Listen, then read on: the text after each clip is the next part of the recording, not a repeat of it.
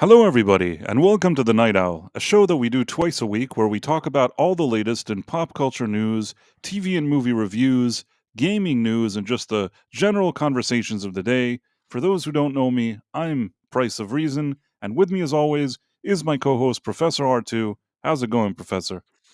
Oh, it's going. I'm just waiting with bated breath to see the amazing Fantastic Four first steps on Thursday. I'm sure you're just bouncing up and down in your seat with excitement about seeing that one on Thursday. Absolutely. I think I have one for like a 2 p.m. showing. The second that I can see it, that's the one I'm seeing. And I'm going to try my best to come back and do a review as fast as I can. I don't know if I'll be able to finish it in time on Thursday. If not, I guess it'll have to go out on Friday morning, but Yeah. certainly a high priority to do the review. Yeah. Regardless, of course, we're going to have our stream here that night and we can talk about the movie, but I'm also trying to get like a proper review out. Understandable. Yeah. And well, especially since the review embargo has already dropped. And so now there's already a bunch of reviews. Maybe we'll get to chatting about that later on, because I know we were going to talk a bit about Fantastic Four and what that's going to mean for Superman. And Oh, we certainly will. We certainly have a lot to talk about today. yeah, maybe we can take a peek at some of the reviews that have already come out of embargo. Oh, and we have a Sean Crummell. Sean. Yeah. Hey. Yeah. Hey, what's up? Why can't I see Sean Crummell? Oh, so you have to switch to auto, I think, so that he shows up, because right now it's just the two of us. There we go. Woo! I didn't vogue hard enough. What a surprise, Sean. This is great, man. I'm always happy that you're here. It's like it's such a rare treat these days. So if you're here, it makes me feel good about my life. You're happy that I'm here. Well, we're happy as well. So that's the cool thing. I guess. Yeah, and I guess Sean, you did finally get to see Superman twice. Oh, fantastic! Well, then we'll have to have a chat about that later on. I think we're gonna have quite a conversation about it. Oh, will we? But as I was telling, I was telling Professor, not only on the stream but in general, is that I personally am not upset if somebody enjoyed the movie. How dare you? I mean, I've had situations that people seem upset at me that I didn't like it, but I'm not upset if somebody enjoyed it. I never get upset if somebody enjoyed a movie. You know what I mean? Yeah. And also, there's a ton of movies throughout history that maybe I'll like and somebody else won't like. You know what I mean? The Godfather. Yes, I agree. You don't like The Godfather? I've only seen it here and there. I've seen it in chunks at a time. I'm just messing with you. You don't like The Godfather? The real criminal. This friendship is over. It's over. How dare you, John? I need that Greta Thunberg thing. That's what I feel like the whole world is now. It's like a Greta Thunberg of how dare you. Yeah. And that's like especially, this is my live stream channel, but on the channel that I do reviews for like movies, I did a review for Superman. I have never gotten so many angry comments. And the thing is that I didn't even give it a failing grade. I said I thought it was like, I said that anything below a 60 is a failure. So I'll give it a 60 out of 100 because there were it's like a competent production. I just don't like the creative direction of it. And if you read some of the comments that people wrote me, like the worst things ever, it's like, dude, relax. So if you like the movie, it's fine. I'm jealous. I'm jealous if somebody goes to a movie that I didn't like and they think it's the best movie. I'm jealous of that person.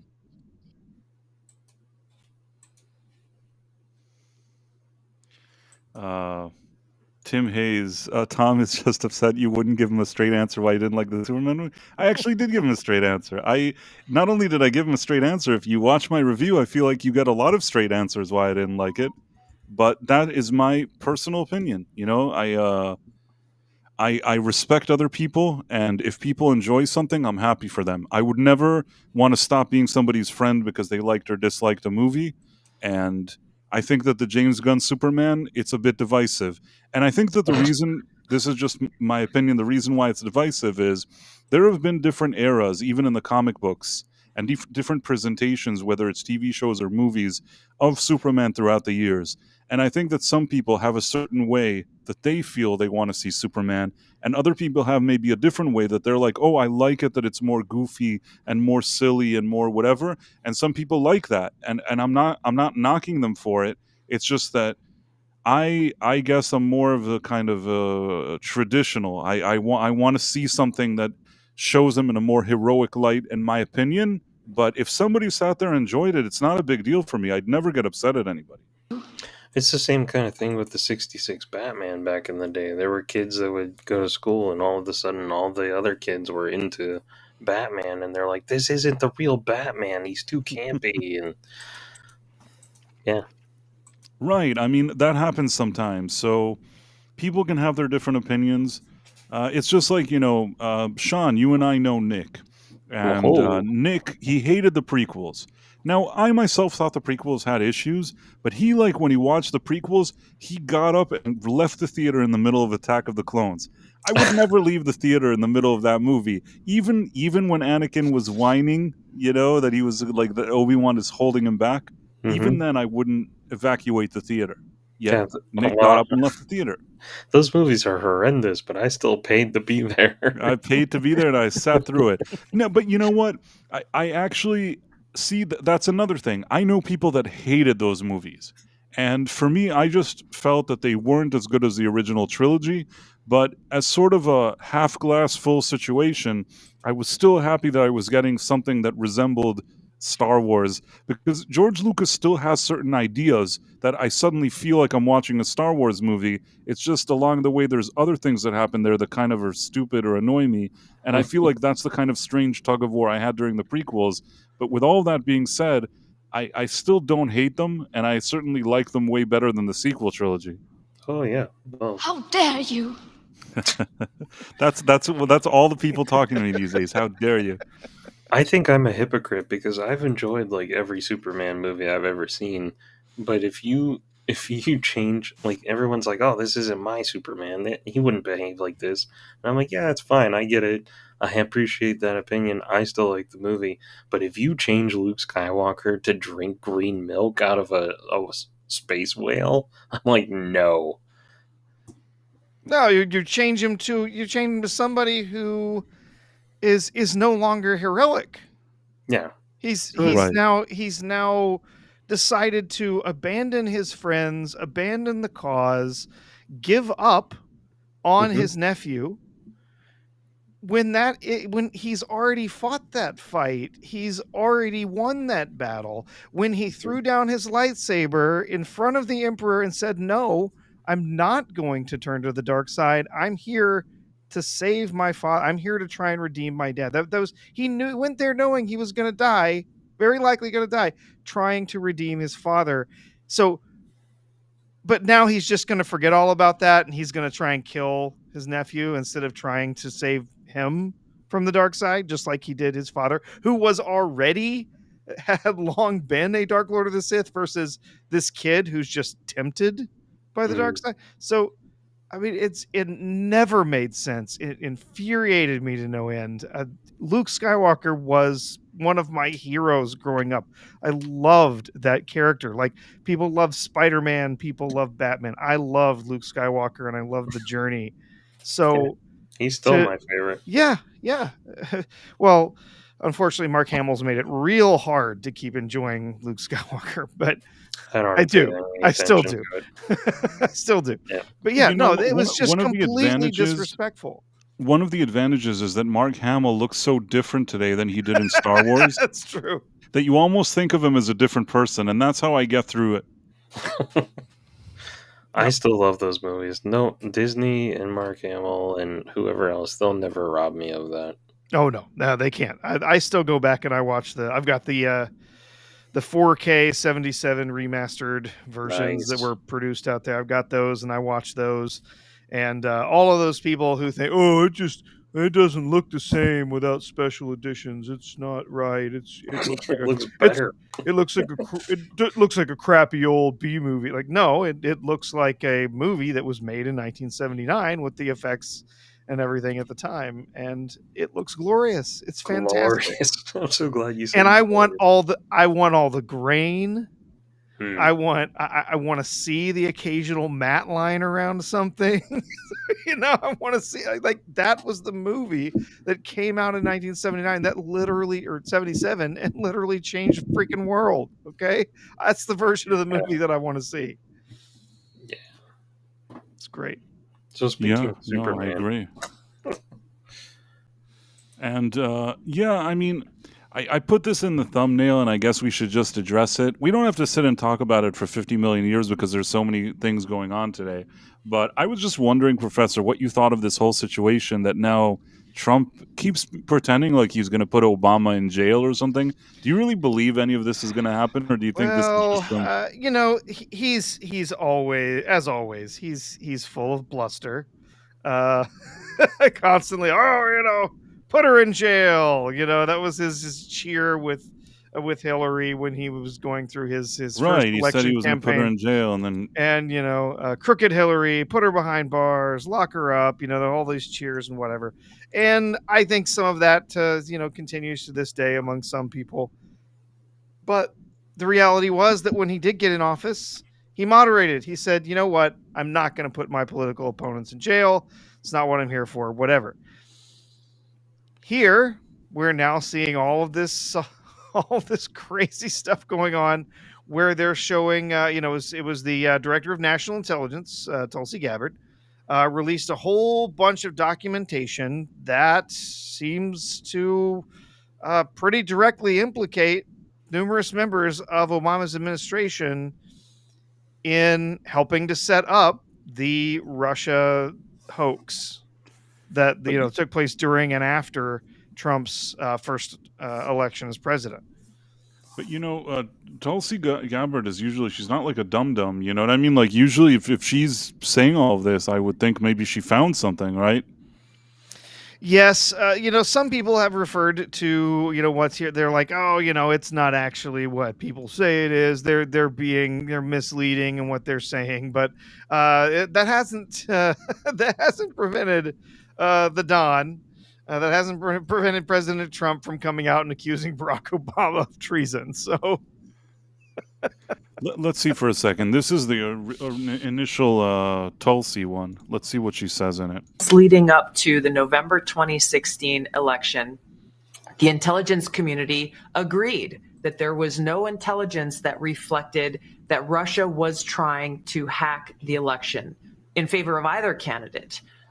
The evidence showed, the intelligence showed that, again, Russia did not have either the intent nor the capability to be able to impact the outcome of the United States election.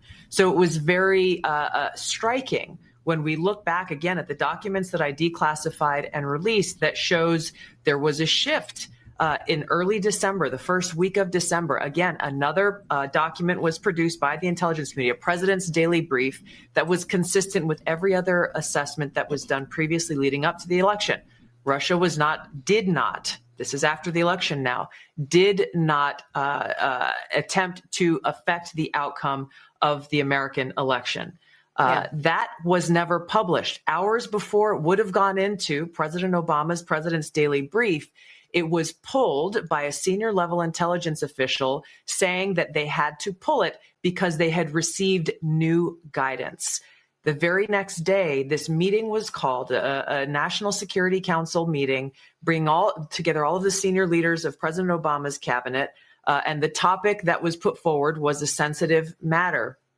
The tasks that came out of that meeting was coming from President Obama directing the intelligence community, then Obama's ODNI director Clapper, to produce a document, to produce an intelligence assessment that detailed not if, but how Moscow affected the outcome of the election that had already occurred, electing Donald Trump to the presidency. This document that they published in January of 2017 was the foundational groundwork that they continued to reference over and over and over again to enact this years-long coup against President. Oh, okay. So it ended, right? Oh yeah, it looks like it stopped. Well, that was interesting. And then you had what's his Leading face? up to You had Trump himself kind of talking now. Let's see if I can find this. Maybe it's this thing. Tulsi Gabbard has submitted a criminal referral to the Department of Justice. From your perspective, who should the DOJ target as part of their investigation? What specific figures in the Obama administration? Well, based on what I read, and I read pretty much what you read, it would be President Obama. He started it. And Biden was there with him, and Comey was there, and Clapper. The whole group was there. Brennan, they were all there in a room right here. This was the room. This is much more beautiful than it was then, but that's okay. I have nice pictures up. They came out of the vaults. They were in there for 100 years. This is much more beautiful. We have the Declaration of Independence now in the room, which wasn't here. I guess people didn't feel too good about putting it here, but I do. But you know what? If you look at those papers, they have them stone cold, and it was President Obama. It wasn't lots of people all over the place. It was them too. But the leader of the gang was President Obama, Barack Hussein Obama. Have you heard of him? And except for the fact that he gets shielded by the press for his entire life, that's the one they look. He's guilty. It's not a question. I like to say, let's give it time. It's there. He's guilty. This was treason. This was every word you can think of. They tried to steal the election. They tried to obfuscate the election. They did things that nobody's ever even imagined, even in other countries. You've seen some pretty rough countries. This man has seen some pretty rough countries, but you've never seen anything like it. So he did his usual kind of Trump show, but do you think this is going to be something like a Hillary Clinton situation?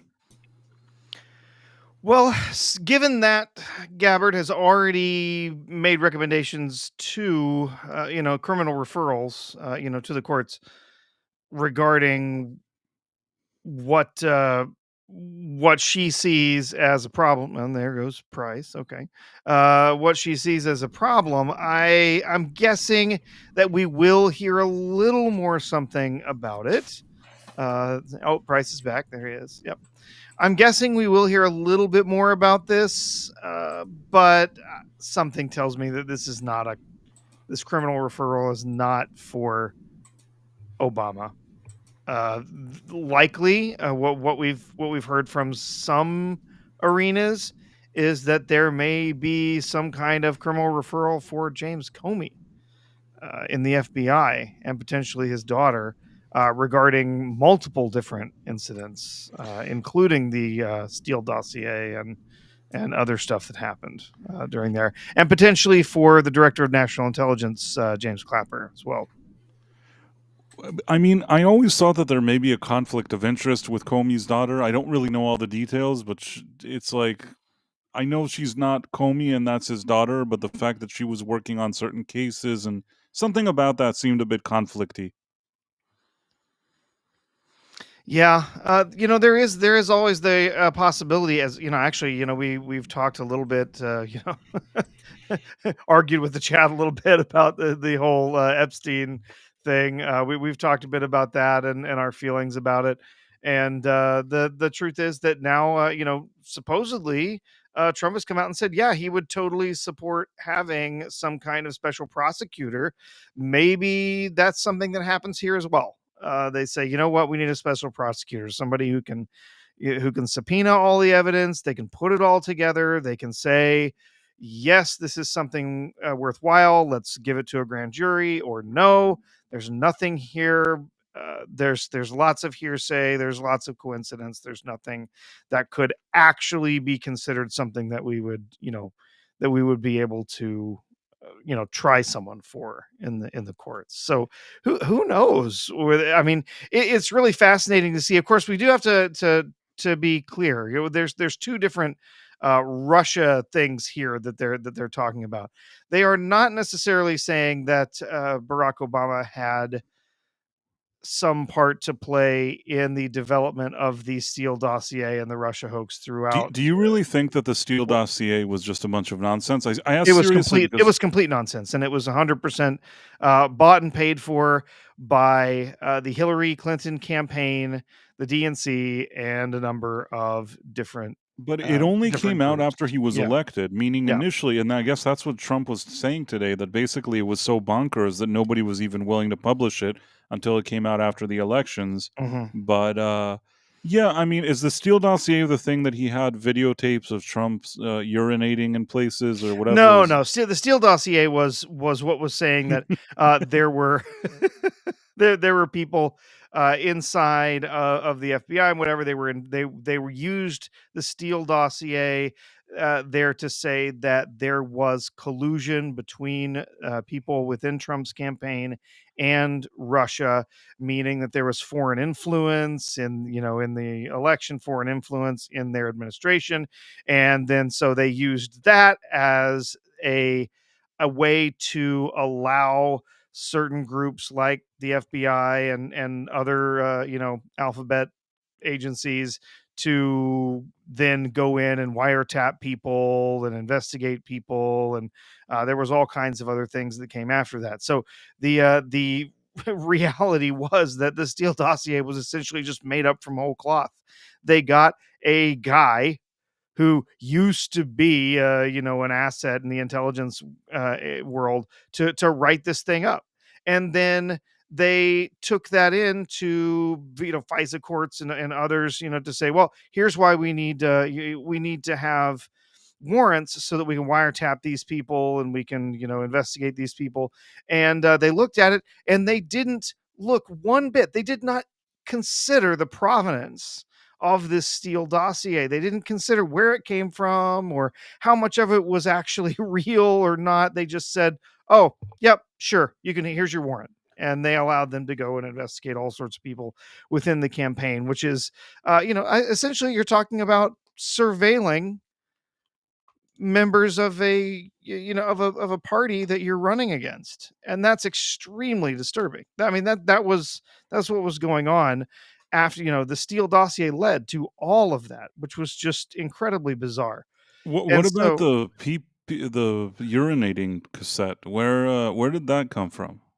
the one where he's talking about grabbing women, that one. No, okay. Okay. So around the time there was that whole Steele dossier, there was, I thought, the tie to this same dossier. The story that the dossier was telling is that the reason that Trump has to do what the Russians tell him to do is because they have a videotape of him urinating on A lady of the night. Lady of Okay. on the Lady of the Night. Yes, it had him urinating on the Lady of the Night. That was supposedly, I think that was part of the Steele dossier. That's what I'm trying to tell you. There was Okay. supposedly a video cassette. The whole idea of the whole Russian collusion thing was that he had no choice but to do what the Russians told him, because they had a video cassette where he urinated on, as Sean said, a Lady of the Night. I'm sure this stream is going to be monetized. In any case, Okay, the claim is often referred to as the P tape allegation. Okay, yeah. originates from the Steele dossier. According to the dossier, Russian intelligence allegedly recorded Trump in the Ritz-Carlton Hotel with prostitutes, purportedly as a form of See, blackmail. you thought I was a weirdo when I said that there was No, a tape I of him urinating. vaguely remembered this, but it just wasn't like one of the details that I took away from the Steele dossier. You didn't take was it very fascinating. Professor. It's fascinating that would be what you took away from it. That's was all I took being away on- from on it. When you say Steele dossier, the first thing I thought about was that there was a video cassette, because at the time I was trying to, I didn't know what was real and what was not. You had these kind of mainstream media people, these kind of like Lester Holt, and he's like, "Good evening, America. The president of the United States urinated on a Lady of the Night." And I'm like thinking to myself, this is absolutely bonkers. You know what I mean? That was the talk at the time. And everybody, and Stephen Colbert, that's canceled now, all these people, they were making these jokes all the time, and like how he does this. they really all went in, like they all went all in on this narrative. And the question is if there was ever any truth to it. Now, I don't know what Trump may have done or may have not done. I'm sure, like, he's done his share of womanizing or whatever it is. I just don't know that whole situation with the urine video cassettes. I think that was a bit strange. According to the Mueller report, which is, eventually what outed all of this stuff as being essentially completely fabricated and had been funded in a roundabout way by Hillary Clinton's campaign. The Mueller Allegedly. reports, yes, well, pretty likely. No, I mean, I'm not saying that I disagree with you. I'm just saying that here at Price of Reason Studios, we share our opinions on things, and of course, our opinions are just our opinions. Just go on, yes. Just opinions, yes. So yeah. Allegedly. The all of this, the Mueller report said that after talking to numerous people in the intelligence community about what was in the Steele dossier, specifically this, it was fabricated. That there's absolutely no evidence. There's not even a mention from any Russian asset that this exists. It was just, it's like I said earlier, like most of the Steele dossier, it's just made up from whole cloth. It's completely fabricated, and it was made up to give them an excuse, give them a way to insert intelligence agents and assets into the Trump campaign and start gaining compromising stuff on them. So essentially they claimed Russia had compromising stuff so that they could go get compromising stuff. I see. I'm with you, Price. That was like the main thing I took away from the whole thing was the P tape. That was it. That's all I was thinking about. It yes. was the DP tape. Okay. That was the most sensational part of it. We do have a super chat on YouTube, and I want to highlight it. So let's see if I can find it. So it's the Dead Man. I wanted. Oh, okay. I have to switch to my other account. I'm on top of my game when it comes to the technical side. You got to switch to the Clark Kent account. Yeah.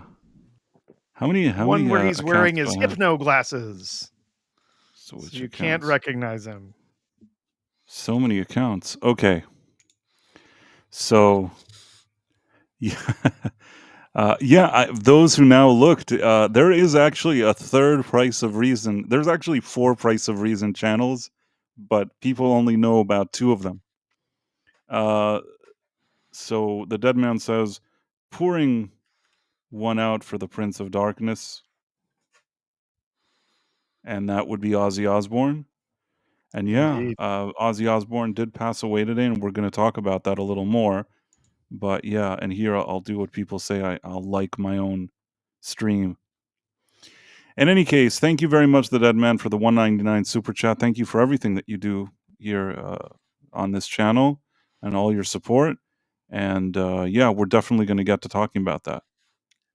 Oh, we've got an infinity thing going on. Yay. It's a never-ending us, yes. It's kind of trippy. Yeah. I made one of those mirrors one time. It didn't turn out too great. I need to try again. Have you ever seen those infinity mirrors? Have you ever made one of those or seen one of those? It's like an Enter the Dragon or whatever it is. Where they have where they have you have a mirror and then you have another mirror behind it, but the top mirror is kind of like half, you can kind of see through it a little bit, and then you put some lights on the back side of it, and so it creates that reflection, that sort of infinite reflection in there, and it looks like the lights go on into infinity. It's really cool. They had one in like saying too many Prices of Reason. The price is too high. Too high. But yeah, that's just a special gesture for the Dead Man. I did like an infinity mirror. I saw a really cool one where it was somebody made like a miniature office space, and it was just endless office spaces all the way down. That's great. Yeah, it's cool. It's just cubicles as far as the eye can see. Yeah. Yeah. Nice. How did I make that happen though? I'm kind of curious. Like, how do I make them even Oh, because more? of it? you've got it playing, and so it's playing the stream, and then you're showing the stream in the stream, and so as the further it goes on, it catches up more and more. This feels like the Matrix, Neo. This is like the best thing that's ever happened on the Night Owl. I want another one. Like, it's not enough. I want another Price of Reason. Needs to keep Can going. we get another one? Needs to keep going. I need to try and match each of the faces as they ascend. I feel like I needed more, but I don't know why there aren't more of Yeah, them. make it live. Yeah. Move that live. If I move that live, it'll be more of it. Yeah, here you go. Because they're slowly catching up. Yeah, they're slowly catching up. This is the best. I love this. And Sean is like in different times. Like he has the Karate Kid thing going on in the background. Thank you for recognizing it. Yes. It was a promotional, and yeah, I was wearing it at work, and we all looked like we worked at a hibachi grill.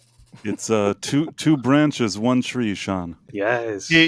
For just one day, he got to live the life he's always wanted as a teppanyaki chef, and so it was a great day. Well, look Sean. at me reacting and laughing. It's ridiculous. The thing is, wow, we got another one. It's like this is madness.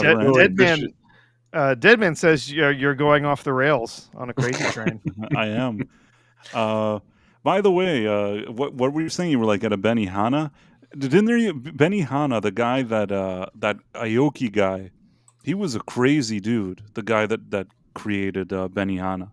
Really, the guy that created throwing eggs onto a fiery hot grill and shooting sauces into people's faces was crazy. That's crazy. I once saw like a show about him and how he started this restaurant and what he did, and this guy seemed like a guy that was like completely bonkers. And his son later became, and he was like really lived like the life of the party. You know what I mean? He was like, he kind of lived like a rock star. Which the is dad a good, or the son? What'd you say? The dad or the son? The dad lived like a rock star, even though he was like a restaurateur, but he lived like a rock star because he became kind of like a celebrity. And the son is a DJ. If I'm not mistaken, I believe I booked many years ago. I would sometimes book talent for events, including DJs, and I at least at some point booked Steve Aoki for some event, at least for one, if not more. Delicious. No, the son, not the father. I gotcha. Like the guy that was the DJ. I gotcha. And yeah, I mean, I never met the guy. Oh, actually, that's not true. I met him once, but I didn't say anything to him. It was at an event that I was involved in. And I think I was just sitting there drinking, and he was there drinking also. But I didn't say anything to him. I was just sitting there minding my own business. So that happened. So I met him by proxy, by not talking No, I mean, to him. in the sense of like I was with people that were, you know, that knew him. And I was involved in an event, and people knew each other. It's just nobody was like, "Hey," like doing like a proper introduction. Maybe because nobody cared that I was there. But I'm just saying, like, how dare they? It was more than a situation that you're just sitting there, and I happened to be sitting there. It's like we were working with the same people. I can't really explain it, but it's just he and I didn't have anything to interact with him about. That wouldn't be the only DJ though that I met. I did once. I sat around and hung out with what's his name, with Paul Oakenfold. Oh, nice. I don't know if you remember Paul Oakenfold. It used to be that if you wanted like trance music, the big name was Paul Oakenfold. Although I have to tell you that people that really like trance, he was like the McDonald's of trance, meaning if you really wanted like cool trance, you had to dig like to more, you know, underground stuff. He was like the, you know, for the masses. Like if I'm not mistaken, I once was involved, you know, in some event that he performed or something like that, and I looked at the flyer, which is based on the artwork that like him and his management and whatever give, and you know what the art well, like, I'm not trying to throw anybody under the bus, but Paul Oakenfold, do you know what his flyers were pretty much required to say? Was it Paul Oakenfold? It had to say like Paul Oakenfold, and underneath it needed to say the *1 trance DJ in the world. And it's like, if your flyer has to say that, then maybe you're not it. Do you get what I mean? If you It's were like really saying- the #1, It's if like you really, Paul really Oakenfold, super cool guy. It's like, if you were really the #1 DJ in the world, you wouldn't have to write that on your flyer. Although I learned a lesson from it. You know what I mean? Sometimes you just got to put it out there. yeah. Probably from the day that he was like, playing CDs or records like in his bathroom, he probably already was telling people that he's the #1 DJ in the world. Hey man, you gotta love it. You gotta work for the job or dress for the job that you want or whatever. I don't know. Hey, Adam Gray. I don't know what he's What is Sean number 3 reacting to? This is so bizarre. I probably hope people don't understand what's going on here. I love it. I hope you never do a stream that doesn't look like this again. This has to be our stream forever, and I don't even know how we did it. It's intense.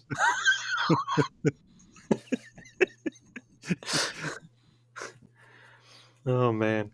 Oh, Tiesto. I actually was at least at one Tiesto party years ago, if not more. But the funny thing is that I was once at a party where Tiesto was the DJ, but like it was before he became that kind of household name. So I actually, kind of saw him early. Even Tiesto, in my opinion, is a bit more mainstream. I guess he would be a little more edgy than Oakenfold, but even Tiesto, I think, is still for the masses. You know what I mean? Just my 2 cents. In any case, not that anybody cares about this stupid story, but I sat and I hung out with Paul Oakenfold, and he left. And when he left a box of cigarettes. And it was like a fancy box of cigarettes. It was something like, maybe it was like Chesterfields or something. It was something that I think that they sell in England. It was not something that I was used to seeing in the U.S., I believe. Or if it was in the U.S., it wasn't like at every corner store. It was like something fancier. And once he left and he left it there, I had no choice but to take Smoke it as 'em a all. souvenir. Yeah. I thought you were gonna say he left like a cigarette case, like the 1940s. It just like popped up. It was metal, kind of shoot out at you. No, but you know what was different about it? The box wasn't regular. You know how usually you have like a box of like whatever it is, and it's just the way you imagine a box would be? His was like a lengthy box. It was like, if the box was like 4x3 TV, his box was widescreen. And it had this thing that it kind of flips open in a cool way. So it was lengthy, Fancy. but did it have girth? Oh, there it is. I knew it was going to turn into one of those jokes. Well, in any case, it was an interesting box, and he left it there, and I had Oakenfold cigarettes. Oakenfold's box was fascinating. Yeah, but not only that, like I could also like, imagine I'm kind of in my 20s, I'm walking around a club, I'm like, hey, Oakenfold gave me these. I was hanging out with my peeps Oakenfold, and here the fam gave me a box of cigarettes, And that's how I met my wife. You're saying Davidoff's? Maybe it was that. It was something very British. It wasn't something that I think regular people, even in the U.S. I actually think he brought it from England. That was my impression, but I don't really know. I just know it wasn't something that I saw every day, and I enjoyed the whole like Oakenfold vibe. I was like Oakenfold, although I don't even consider him such a great DJ, but at least I don't know. It seemed cool at the time. Anyhow, speaking of kind of even though he wasn't a rock star, but speaking of more like entertainment stuff, I think it would be a good time to kind of talk about Ozzy Osbourne that passed away today. And Indeed. yeah, I mean, the thing with Ozzy Osbourne is, let's talk about Ozzy so I can take a nap. You know what? I'll tell you this.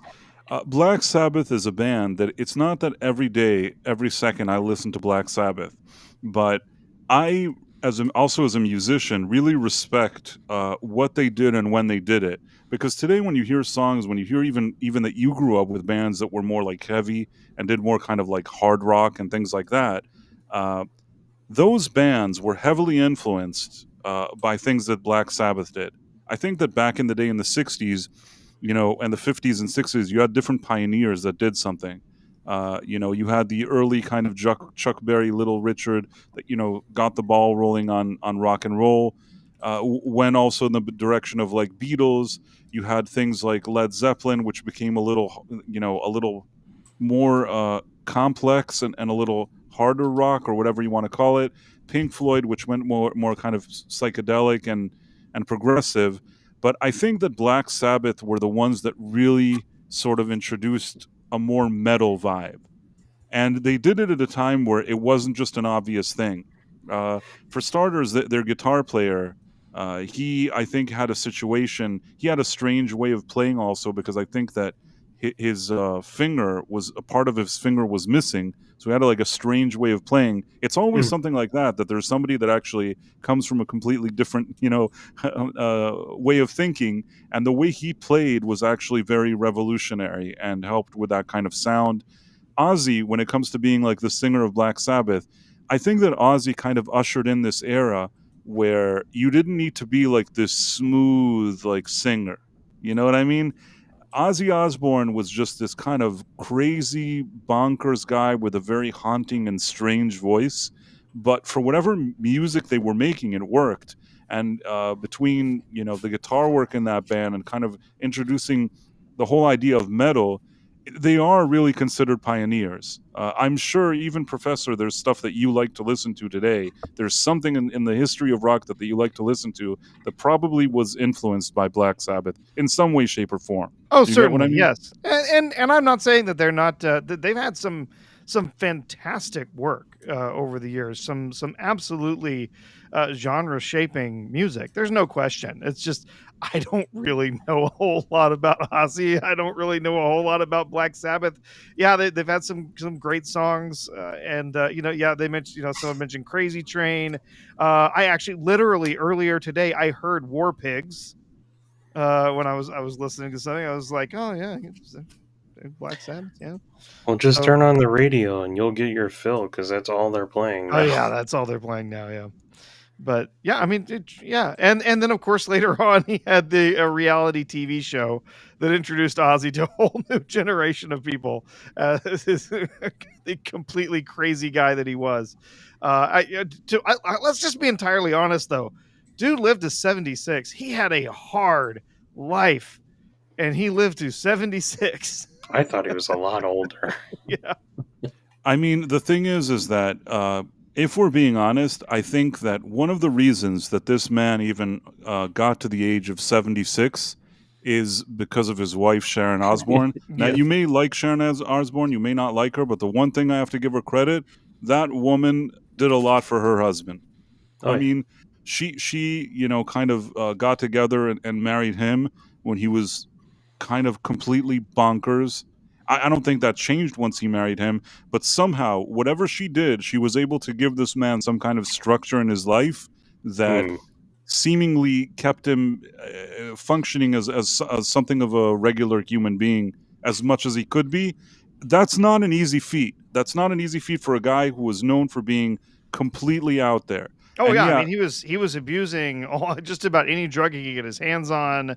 He was an alcoholic for years, and so yeah, it's he's dealt with numerous addiction issues, and he had a lot of other health issues. I guess in the end, really, it was kind of Parkinson's that was his biggest issue, and fascinating to see. You don't see that very often where.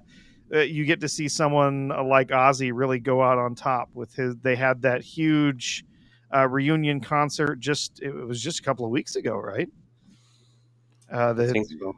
Yeah, this huge reunion concert where that brought back all the original band members of Black Sabbath. But I think for like, isn't one like the first time in 20 years or something that they had performed together, and they performed, and then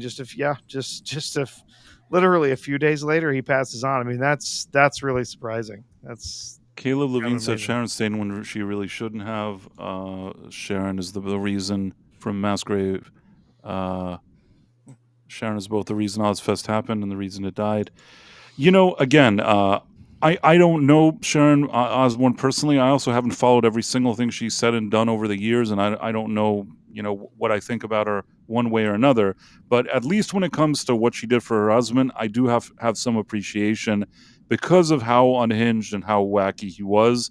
To take upon yourself a project like that, you have to really go on all in. And the fact that, you know, from maybe 36 to 76, this man lived, I think that she could, you know, take a lot of credit.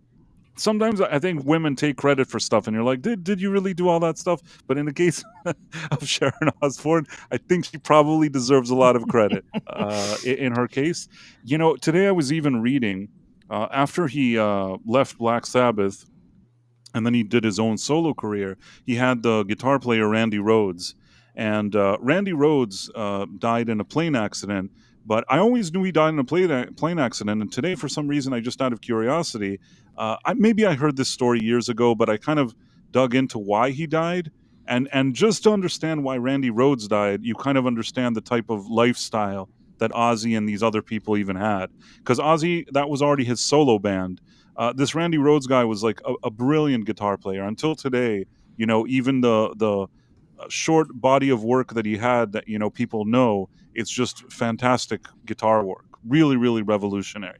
So the way that Randy Rhoads died is because they were on a tour bus, and the tour bus man, I guess, driver apparently fancied himself a pilot, but he actually took a plane that wasn't his and started flying it around. And he thought, and basically he did a lot of Tony Montana style powders, if you understand what I mean. Mm-hmm. So he gets on this plane, all with the powders, and he's flying around. And he thought it would be cool if he takes the plane and he like tries to like hit the bus with the wing. Why is this man trying to hit the bus with a wing?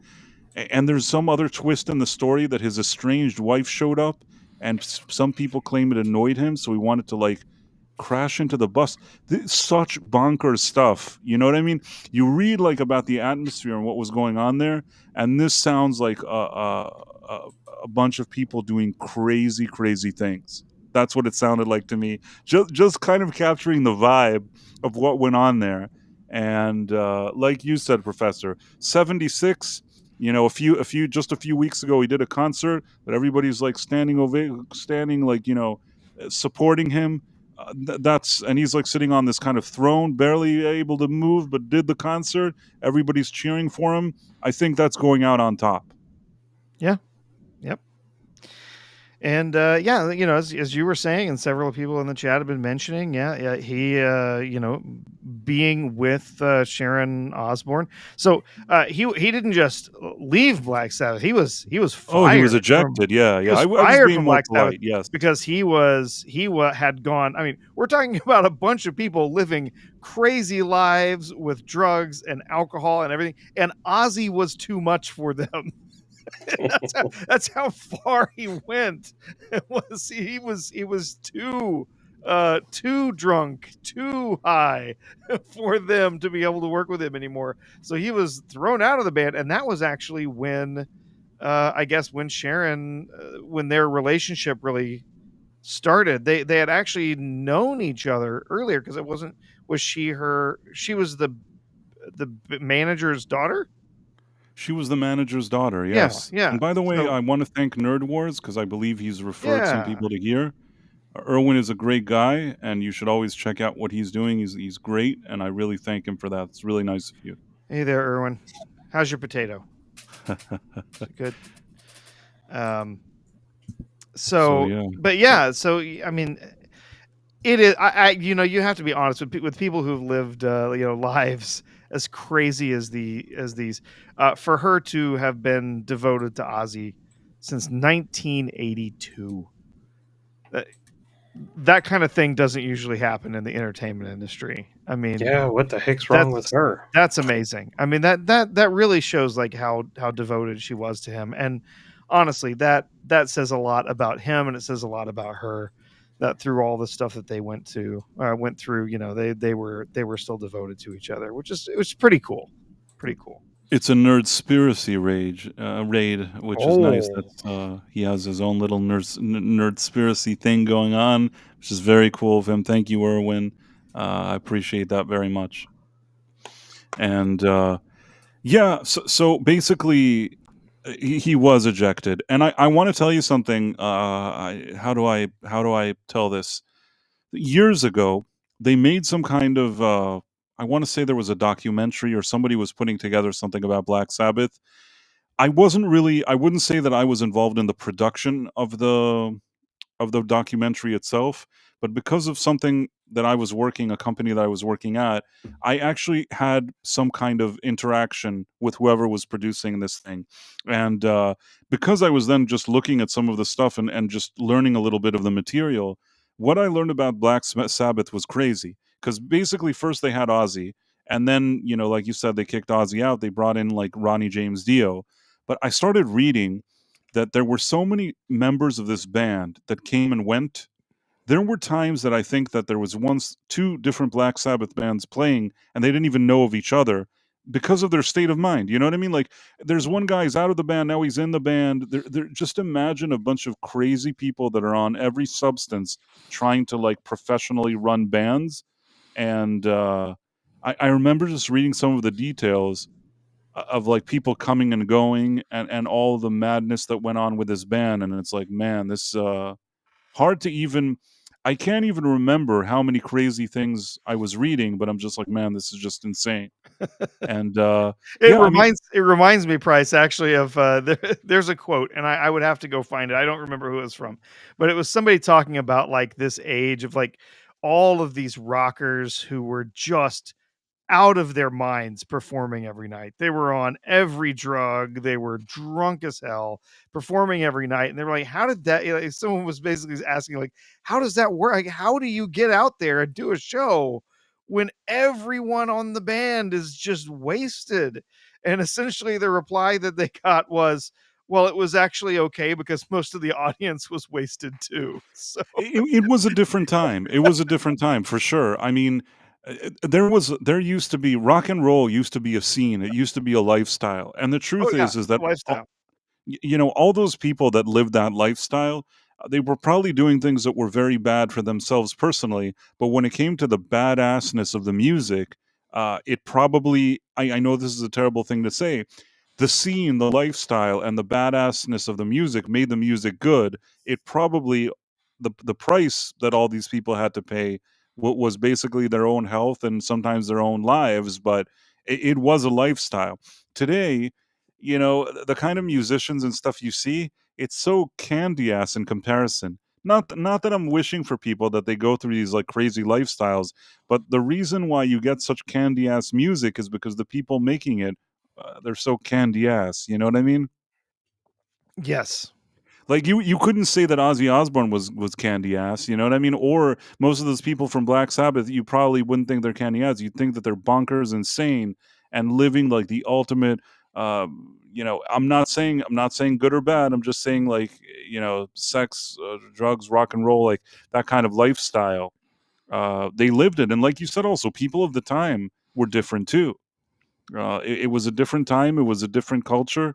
And even though theoretically all of the things that I said are very toxic, it seems more fun to be in that era somehow than in the era that we're in now, in my opinion. Yeah. Okay. Doesn't mean we have to do all the stuff they did, but do you get what I'm trying to say? Seems more real. Yeah.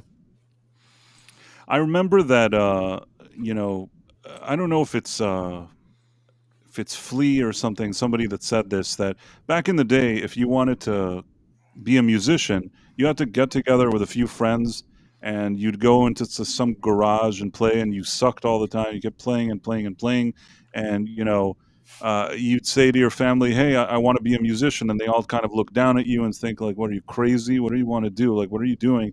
And you're like, "No, I want to do this," and like you're sleeping on the floor and like you're in garbage and stuff like that, and trying to make a career. Today, when somebody says, "Hey, I wanna be a musician, I wanna be a singer," immediately somebody's like, "Great, let's bring you like a publicist, let's bring you a stylist, let's build some like, profiles, or let's build a brand." And that mentality takes away from the artistic side. That's why I think that for years now, music for the most part has been crap. It's been utter shit. That's the truth. I think that I would dare say that from somewhere around like the mid between 2000 to 2010, somewhere around then, music just went off a cliff. I've said it before. I always think back and I think to myself that maybe the beginning of the end was "Oops, I Did It Again and Again" by Britney Spears. No, not "Oops, I Did It Again." "Hit Me, Baby, One More Time." Like if we now had the time machine with like Doc Brown, that would be the moment. I think, at least. I mean, you think of things like Black Sabbath, and then think of like "Hit Me One More Time," and then you understand how we got to where we got. You know what I mean? Sure. Well, Yeah. you can't be, well, as far as I understand, you can't get any kind of deal anymore unless you have a large social media presence. So if you're focused on that, you're not focused on music. Right. I mean, it's a whole different ballgame today. You have to like show that you have social media, and how do you get social media? You have to go and like kiss ass and things like that. Back in the day, you know, I think of a band like Oasis that you could like them or not like them, but it always makes me laugh how these guys even got a career. Like basically, it was something really random. They had like a band that they were playing basically in like a garbage can to themselves, and they knew a few people that they were going. I don't know if they went to some bar that was, or somewhere like hours of driving away from where they're at, and they joined these people at this bar. And I think that they weren't even supposed to play, and nobody wanted them to play, and they insisted they were going to play. It's like basically they played in a hole in the wall for like 5 people, and it just so happens that one of those 5 people was some like record executive. It was just a fluke, you know what I mean? These guys probably were on the road to nowhere. They were on the road to nowhere. Their life was living like in garbage and taking their like 2-bit like shitty amps and playing some songs that nobody gave a shit about. And somehow some guy heard it, is like, "Hey, I kind of like this," and that was it. And probably if they hadn't joined this random group of people and gotten to that club and played this thing that wasn't even something I think they were supposed to do, and if that guy hadn't been there, if all of that wouldn't have happened, they wouldn't have had a career. And I think that back in the day, that was part of the reality of it. I can say this about myself. I have performed in kind of small clubs. I used to, back in the day, perform with bands and things like that. And yeah, it's not easy. It's a whole different vibe. It's not easy. And these guys today, I open to social media, and if it's like some cute little girl singing, they're like, "Oh, she's so cute. Maybe she'll have like millions of followers." But that's not how music is supposed to work. It used to be that those kind of like teeny little bopper crap was basically, it wasn't considered music for regular people. It was considered that like sometimes there was like a little girl somewhere that had on a poster of some little teeny idol on her wall, and everybody would kind of chuckle and go about their day. But that wouldn't be considered the thing that like regular people listen to. That's like the kiddie thing that little kids listen to, and little teeny boppers, they have their little crap that they listen to. But it wasn't like what the general public would listen to. And with Britney Spears, I feel like that was the flippening. That was where they said, "Wait a second." And the reason why Britney Spears even came is because after all those years with grunge and all those people who were kind of really substance driven, the entertainment industry that was dealing with a lot of like, Napster and all this kind of file sharing, they needed to build brands. And they suddenly understood that taking this girl and selling her to, like, as if like she's young, but she's more, they kind of capitalize on sexuality, but she's Oh yeah. young. it was a very strange thing. They thought we're getting the best of all worlds, like young kids like her, but then we kind of appeal to an older crowd, and we've somehow created a product that all these idiots want to listen to. And when you think about it, it wasn't anything of quality, really.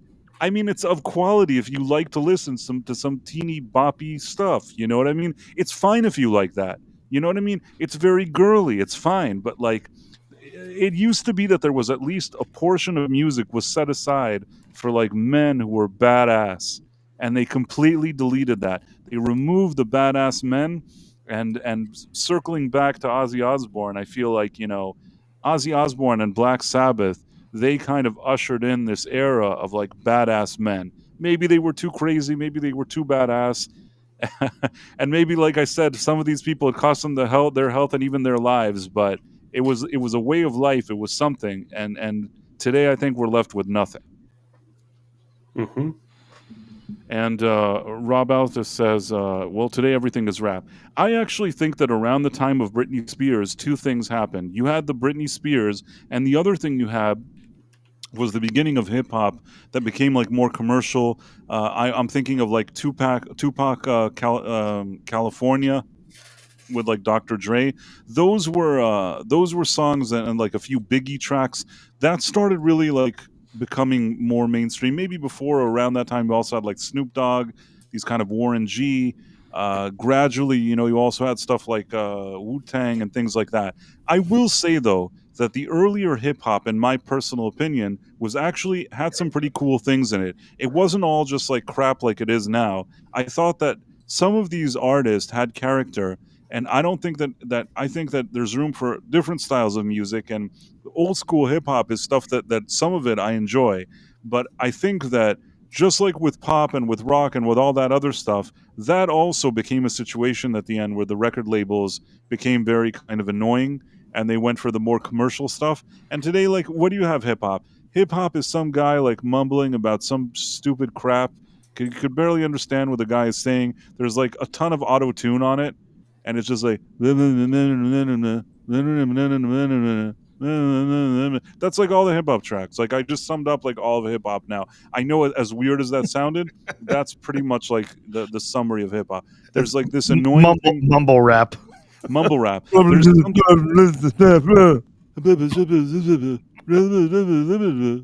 that's the way, and they just like mumble it, and it's so fucking annoying. Sorry, Sean, you're here, Sean, so I can say sorry to you. But yeah, it's just, and even if you try to decipher some of their stupid words, it's like the dumbest thing. Like, say what you want about those earlier hip hop pioneers, if you like the style or not. A lot of them did come from like actual tough backgrounds, and like they were at least trying to say something. Maybe it was something that you cared about, maybe you didn't care about, maybe you're not interested in it, but at least if nothing else, I felt like some of them had character. Whereas these guys, it's the same as the people with the garage and the stylist. They too, even these newer hip hop ones, they have to be on social media, they have to do this, they want to wear like cool sneakers, and I don't know what. It's not what it used to be. I can't explain it to you. Even 80s rap, when I was a kid, I hated it, but now I'm like, this is so charming. I wish we had just kept going down this road. I liked it even when it existed. I mean, back in the day when you had stuff like, I remember, I think one of the earlier rap things that I listened to was like the Fat Boys and Beastie Boys, and I liked that, and Run DMC. Those were probably the early ones that I listened to. I still like Run DMC. I liked it as a kid. I liked it growing up, and I still like DMC. And I've, again, doesn't really matter, have actually hung out with with them at some point, and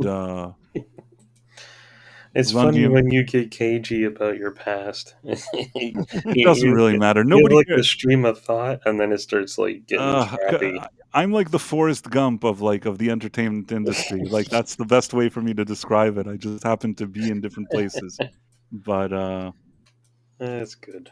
I do remember. I probably shouldn't say it, but who cares? The one funny thing is that one of the guys from Run DMC told me, well, I can just say it was the DMC from Run DMC. He told me this funny story about how he hung out with Michael Jackson, and Michael Jackson brought his chimp with him. Oh, jeez. like Bubbles. He had Bubbles, and the way this guy told me this story with Bubbles, it was really really funny. And he's like, he basically, the way he presented it to me, like Bubbles was a psycho. Bubbles was a crazy, and like he was uneasy, like he was concerned when Bubbles was like walking around. He didn't want anything to do with that chimp. He wanted that chimp to be taken away. I don't know if the chimp was like violent or what it was, but like I got the feeling that that Bubbles chimp was kind of crazy. That's what I'll say. And Price Price ran with DMC. I want to say that like Michael Jackson himself was sort of an eccentric guy for walking around with Bubbles, but in any case, I just thought it was funny that that was something that he told me something about some story with Bubbles. We did get a super chat over on YouTube. Oh, I'm surprised it didn't come out. Yeah, you'll have to scroll down. Oh, okay. Yeah. Did I scroll down now? Can we see it? You've paused your chat over there on the right that you're showing us. Is the super chat in the room with us now? Wait, I'm not. Oh, okay, I got you. Where Background 1143. 48. So we had to find 1,000 M&Ms before Ozzy would go on stage. Wayne's World, not a true story. Oh, yeah, that you got to do it with the accent. You've seen Wayne's World too, right? Yeah, was it?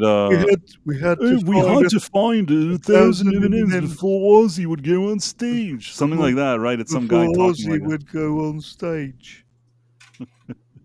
Right. Here I am in Sri Lanka, looking for 1,000 brown M&Ms to fill a brandy glass. You know what, We though? find this sweet shop on the edge of town, right?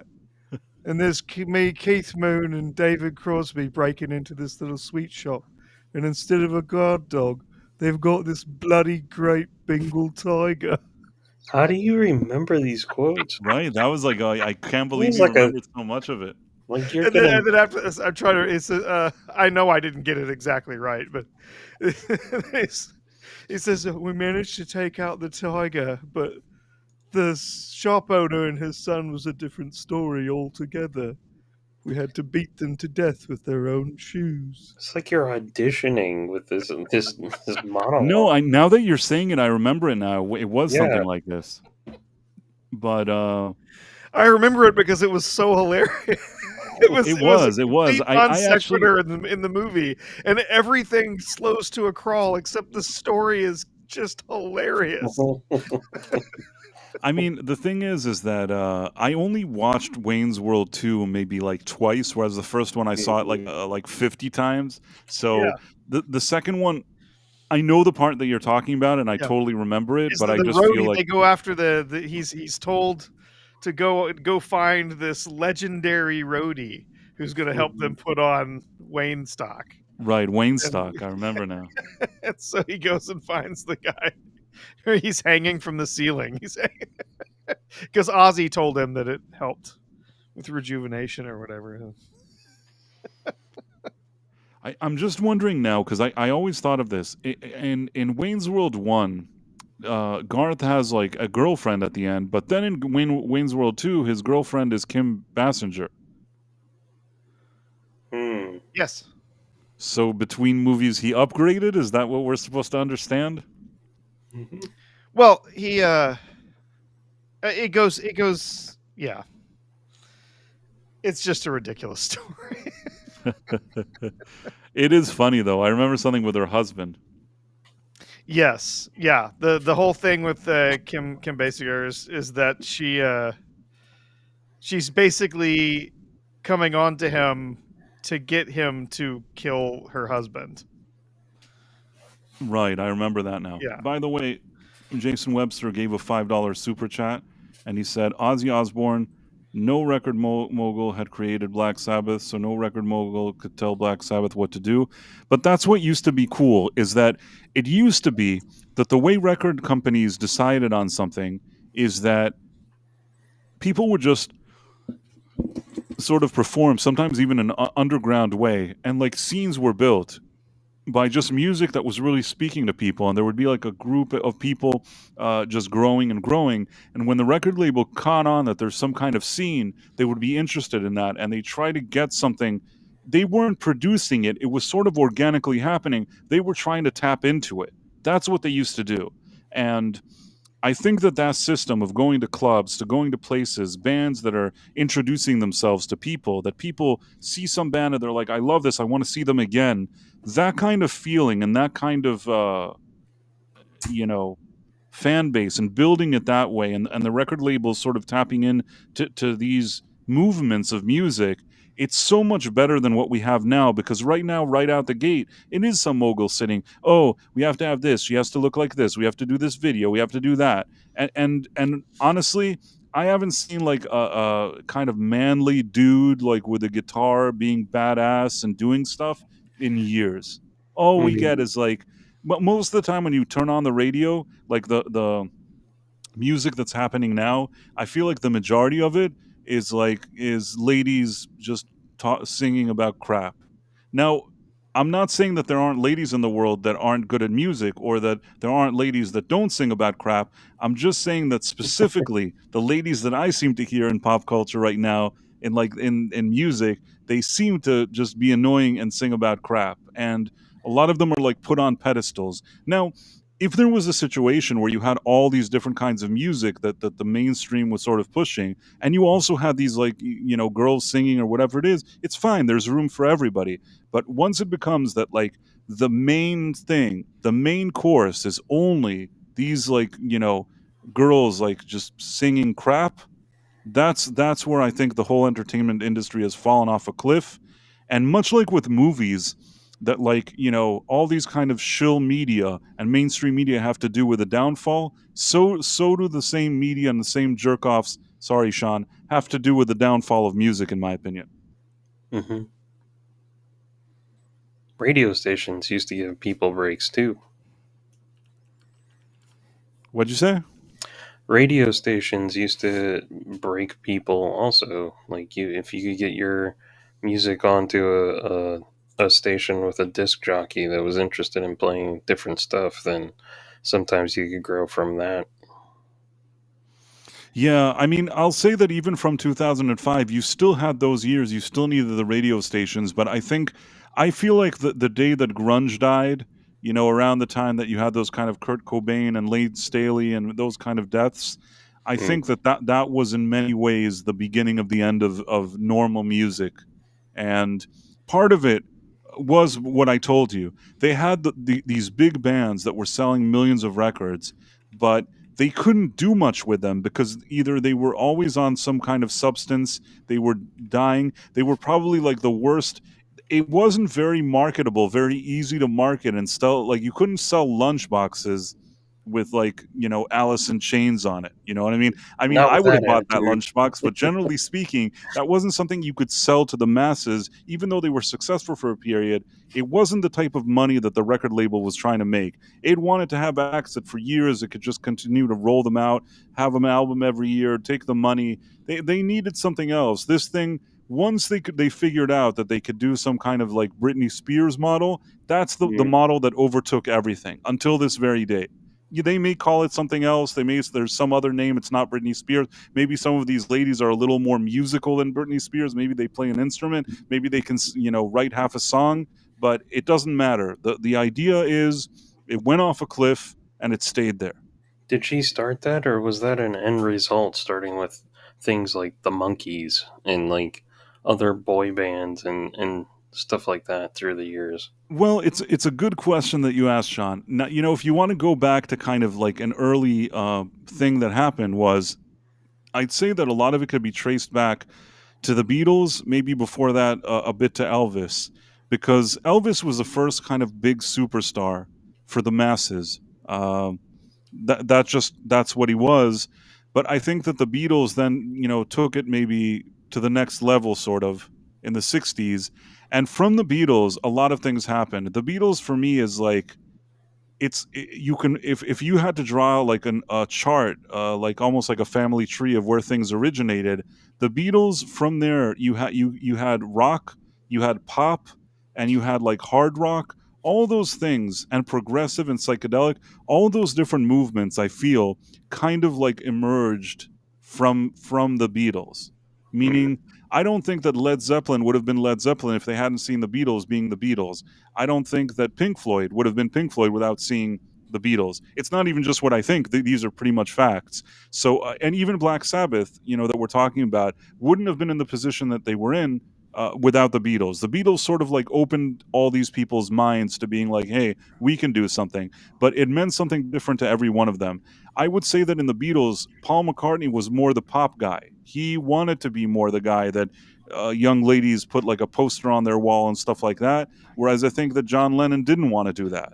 You know what I'm saying? Like, there were different personalities, but the one thing I'll say is they weren't a manufactured band. They actually were a band that got together as is, and whatever happened organically with them.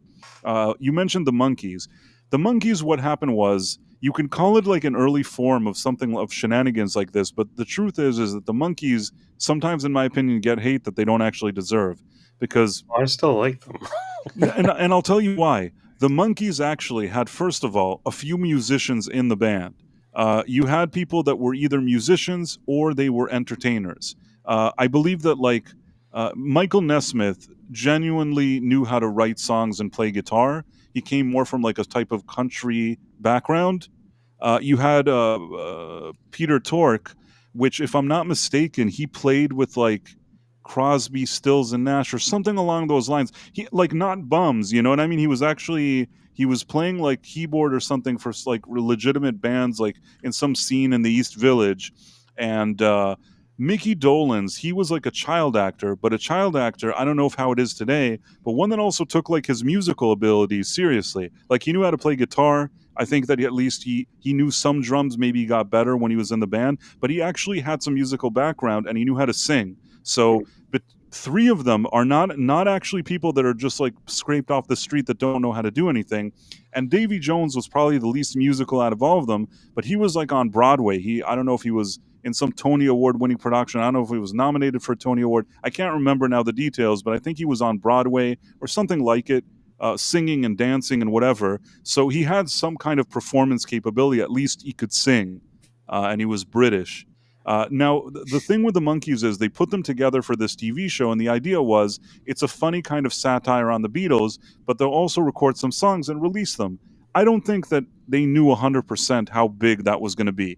And it turned out that, they brought the Wrecking Crew, who were like amazing musicians, to play like the instruments there. They let them sing and all do all this stuff. The truth is that they weren't terrible musicians, the Monkees. It's just they brought musicians that were better than them to be on the albums. And this is where they started arguing with them, with like the label and with the show and all this stuff. And it became like this big scandal. And at the end, they actually let the Monkees record their own music and write their own music and do stuff. It's just by the time they already let them do that, the damage had been done to their reputation to begin with.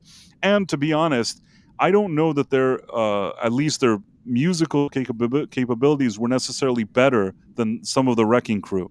But not terrible. They do have some songs that they wrote that they're not terrible. It's just, it was a strange situation where rather than just taking people and making them like a boy band like the Backstreet Boys, these were people that actually wanted to be musicians. It's just that like the corporate side wouldn't let them. So it's kind of a different situation. Do you get what I'm saying?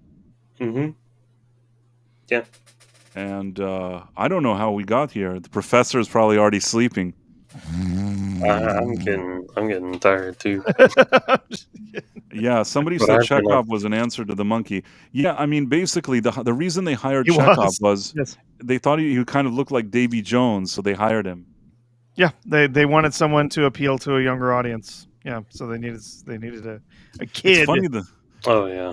funny that Chekhov was the guy that did that for them. Yeah, and he Anyhow, was Russian. Yes. Mickey Dolenz was featured on Billy Corgan's podcast. Was a good episode. I will also quickly say that, and we'll move on from the Monkees. I'll just say that I think that Mickey Dolenz was actually a pretty decent singer. I think that his vocal work on the Monkees is really legit. Like, I don't think he's a bad singer at all. That's my personal opinion. And yeah, I mean there's some songs that I genuinely like of the Monkees, but I don't feel that it's like a Britney Spears situation.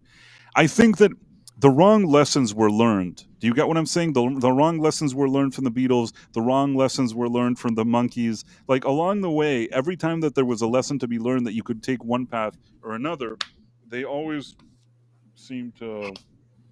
Sorry, there's a fly here. Uh, in any case, they always seem to learn the wrong lesson. And if you want like a precursor to Britney Spears, I would say that it's Debbie Gibson. Hmm. Debbie Gibson, yeah. So Yeah. But see, what happened with Debbie Gibson is that there was like regular music, and then they're like, "Oh, look, this young lady. She's only 16, and like she wrote the song, and it's only in my dreams or whatever it is."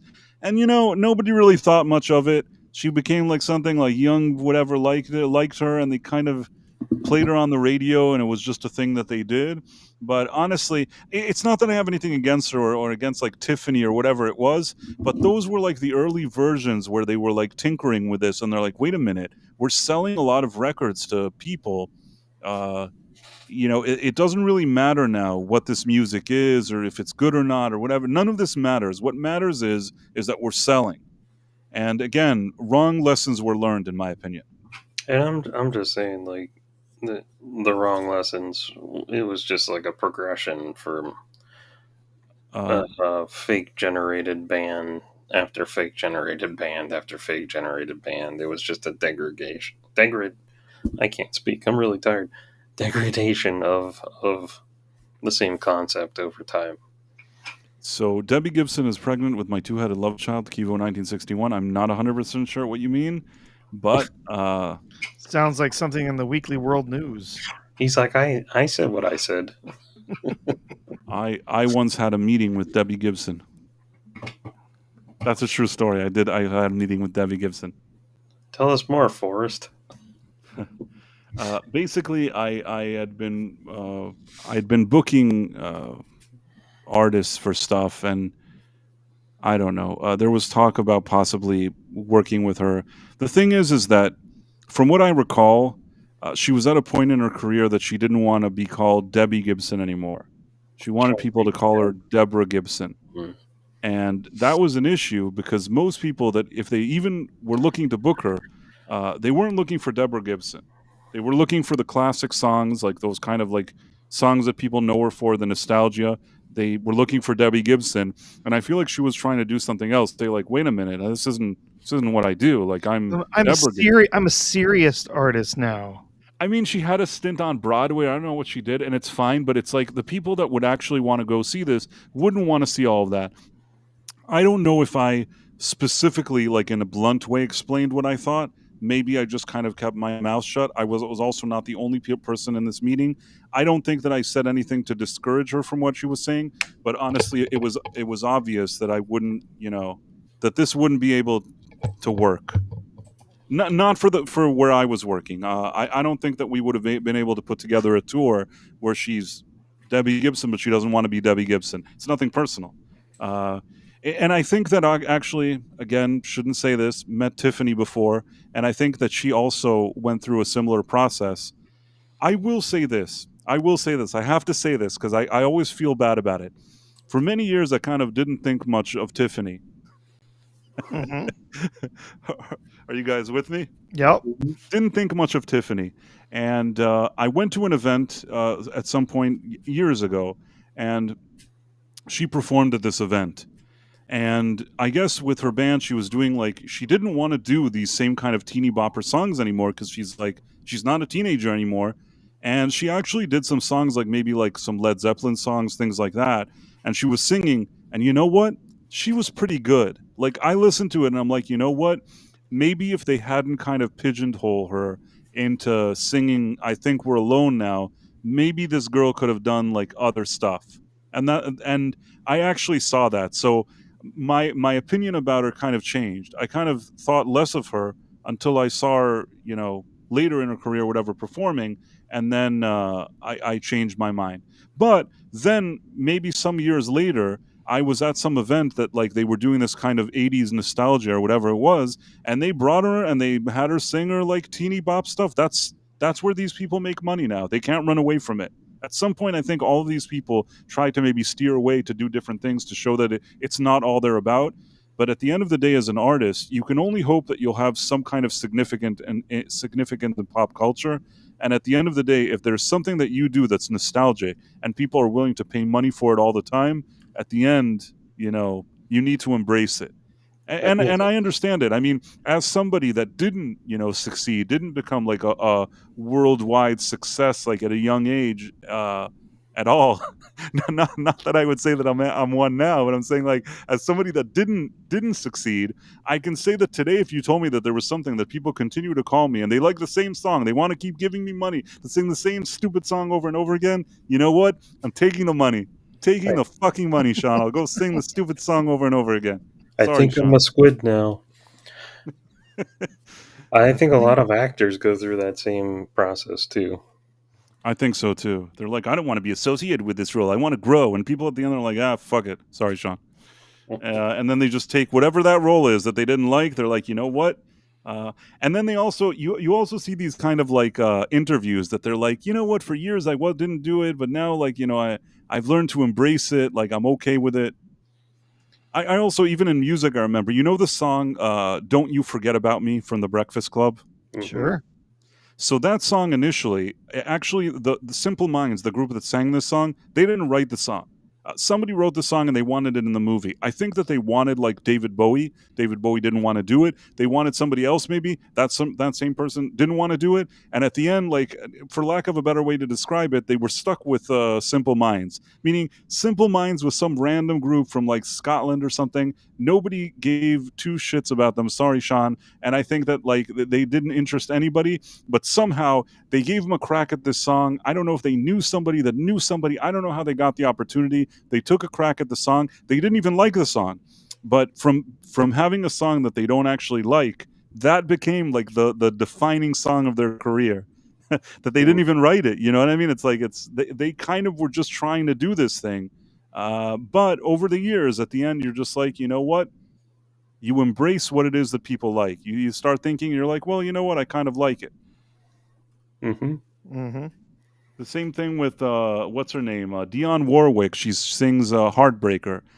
When she recorded "Heartbreaker," she's like, I don't like this song. Like, this is such an annoying song. I don't like it. It became very popular. It was actually written by the Bee Gees, who sing backing vocals on the song. She didn't think much of this song. It became like a huge hit.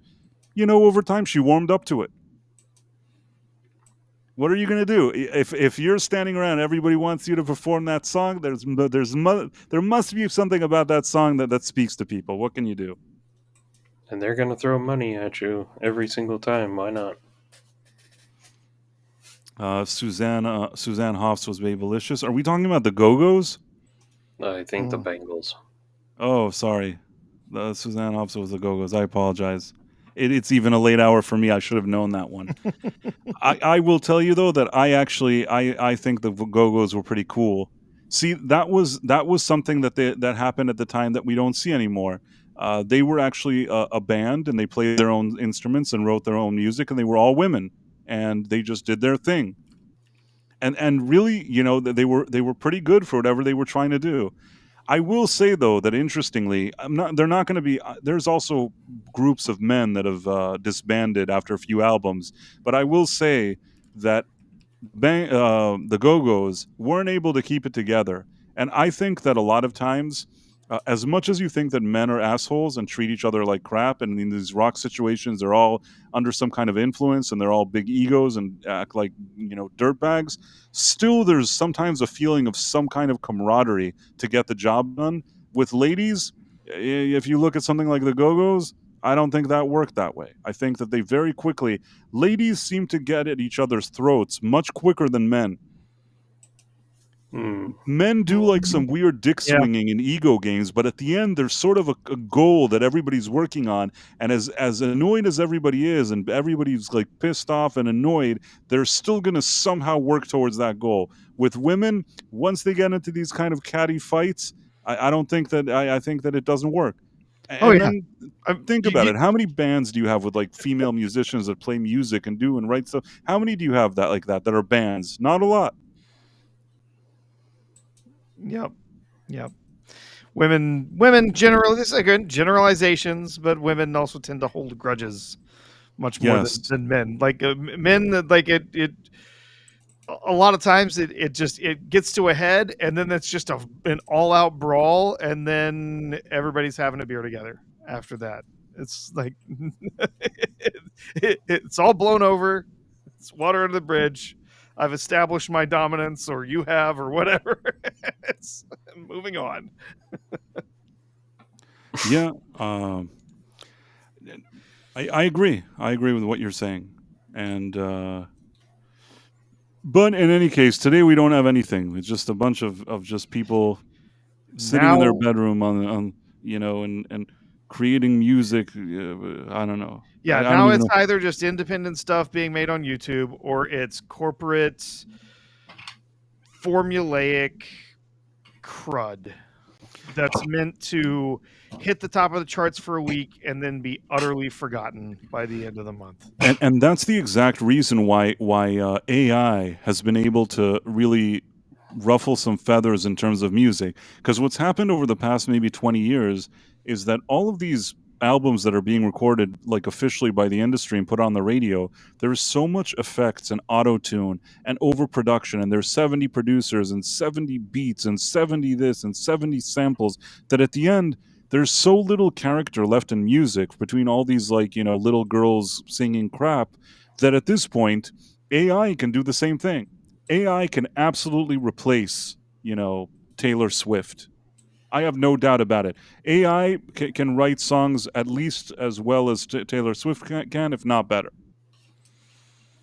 Yeah. Oh, someone was mentioning it was it was Elizabeth Quince, I think, over on Rumble, who was mentioning K-pop. And I'm just thinking, like, that's one of those. It's so weird. Have you listened to any K-pop? I have a friend who's I can't way stand into it. I can't stand it. It's awful. That is like the reason why humanity is in danger. Like when I see that like people are listening to that, I understand why the end times are near. Caleb Levine Price, do you think that song "Don't You Forget About Me" would have been successful if worn on the Breakfast Club? No, but I think that they actually wrote the song for the movie. So yeah, it was released on the soundtrack. It was not released before that. It was written for that movie. They were casting a band to sing that song. Like they already knew that that's the song that they wanted in their movie. So yeah, I mean, I think it's hard to separate the movie from the song, but if your question is if the movie never existed and somebody just released that song, it may not have had the same effect. Not that it's a bad song. I actually think it's a good song, but it doesn't matter. It doesn't matter what I think. No, it's a decent song. Yeah. I don't know if it would have gotten quite as big.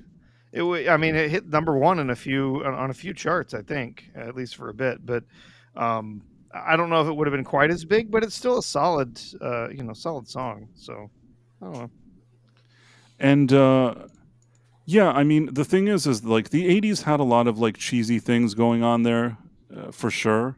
But at the same time, I think that even amidst the cheese and maybe overuse of synthesizers and things like that, I think that there was some character in the music, and that I did like. I think that it was easy to sort of laugh it off, especially like when we were entering the 90s and things became cool again with guitars and it became more like rock driven.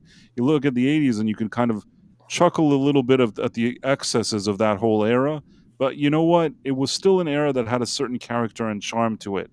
Even if maybe it was a bit exaggerated and maybe people were doing a lot of like Tony Montana style powder during those days, especially in that industry. But with all of that being said, there was still a sense of fun. I don't feel like there's a sense of any fun anymore. Nothing is fun. Fun has been like outlawed. I feel like the 80s were so much fun, and the music reflected it. And then you got into the 90s, and everybody got depressed.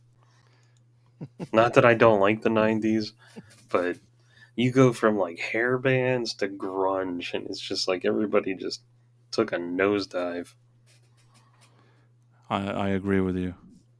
By the way, how many windows do we have here, Sean? How many night owls do we have open? Earlier, someone said there's more people on stream than in the chat, and that made me laugh. That's probably true. So, yeah, I'm trying to think for a second. All your super chats are opening. Everybody's seeing the super chat over and over again. Anyhow, what were we talking about? We talked about Trump versus Obama. We're talking about Ozzy Osbourne. We went on this whole strange road of talking about the end of music and maybe of humanity and K-pop. And now I guess we got to, will Fantastic Four crush Superman at the box office? I have no idea. I mean, here's the thing. Superman, its first 2 weekends, when it comes to international, it's not done what the studio expected. No, international has been really poor for what they were hoping for. Right. I mean, on that front, I would say that calling it underperforming, significantly underperforming, I think that would be a fair assessment. In the U.S., it's not a complete disaster in terms of like domestic hold and domestic numbers. The only thing is that it basically, since they started this on like a Monday with all the front loading and those kind of weekends that they had, it enjoyed the fact that there weren't really other releases competing with it for a few weeks now, for these 2 weeks. The thing is that once Fantastic Four comes out on Thursday, that is competition. The question is, how does the public even feel about Fantastic Four? And initially, the box office tracking doesn't seem that spectacular. It almost seems like domestically, they're probably not going to do as well as Superman did. Yeah. Wow. So no, Superman is definitely, I think, going to be doing better than Fantastic Four. Fantastic Four is not as, even though like comic book people, like, we know the Fantastic Four, we know who they are, Marvel's first family, whatever. I think a lot of the normies are not particularly connected to the Fantastic Four as characters. Well, they know them. They've had they know who they are because they've gotten 3 movies, 4 if you count the one that wasn't actually released by Roger Corman. And unfortunately, all of them were flops. Not that they were all bad. I thought the first Fox Fantastic Four movie was pretty good. And honestly, I like the Corman Fantastic Four. It wasn't ever released, but it's got some stuff about it that's really, really interesting choices and very comic book accurate and fun. But I think a lot of people they don't really care. So Superman is Superman. Everyone knows who Superman is, right? I just don't think a lot of people, just the normies, comic book, the movie going public, really care that much about the Fantastic Four that this is going to be a huge draw for them. And on top of that, Fantastic Four is weighed down by all of Marvel's failures for the past 5 years. I think people are getting just worn out on Marvel. At least, like, whether you like Superman or not, like, at least there's a new start, a fresh start to something different. It's something new. It's something different. It's something from James Gunn, who's shown his comic book movie chops in some, previous Marvel films. And so, yeah, there's definitely a draw to that for some people to see it. So. And like Thor Ragnarok was the movie that broke me of my interest in Marvel, because like they were becoming really formulaic up until that point. And then after seeing that, I was like, I think I'm done. And I never watched willingly anything after that, unless I had to work on it for quality assurance or whatever. But at least Superman didn't feel like a formulaic Marvel movie that made me want to die.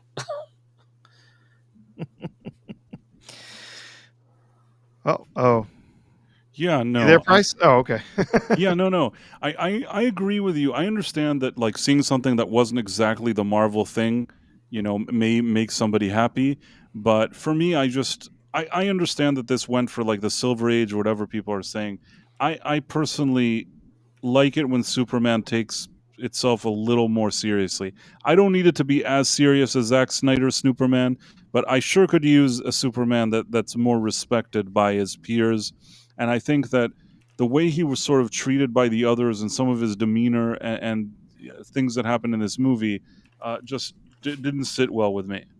And I would argue that he is naive. He's 3 years into his career, and he has room to grow at the very beginning of a new movie universe if we want to keep making movies into the future.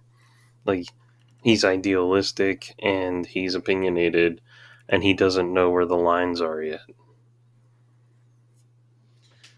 Yeah.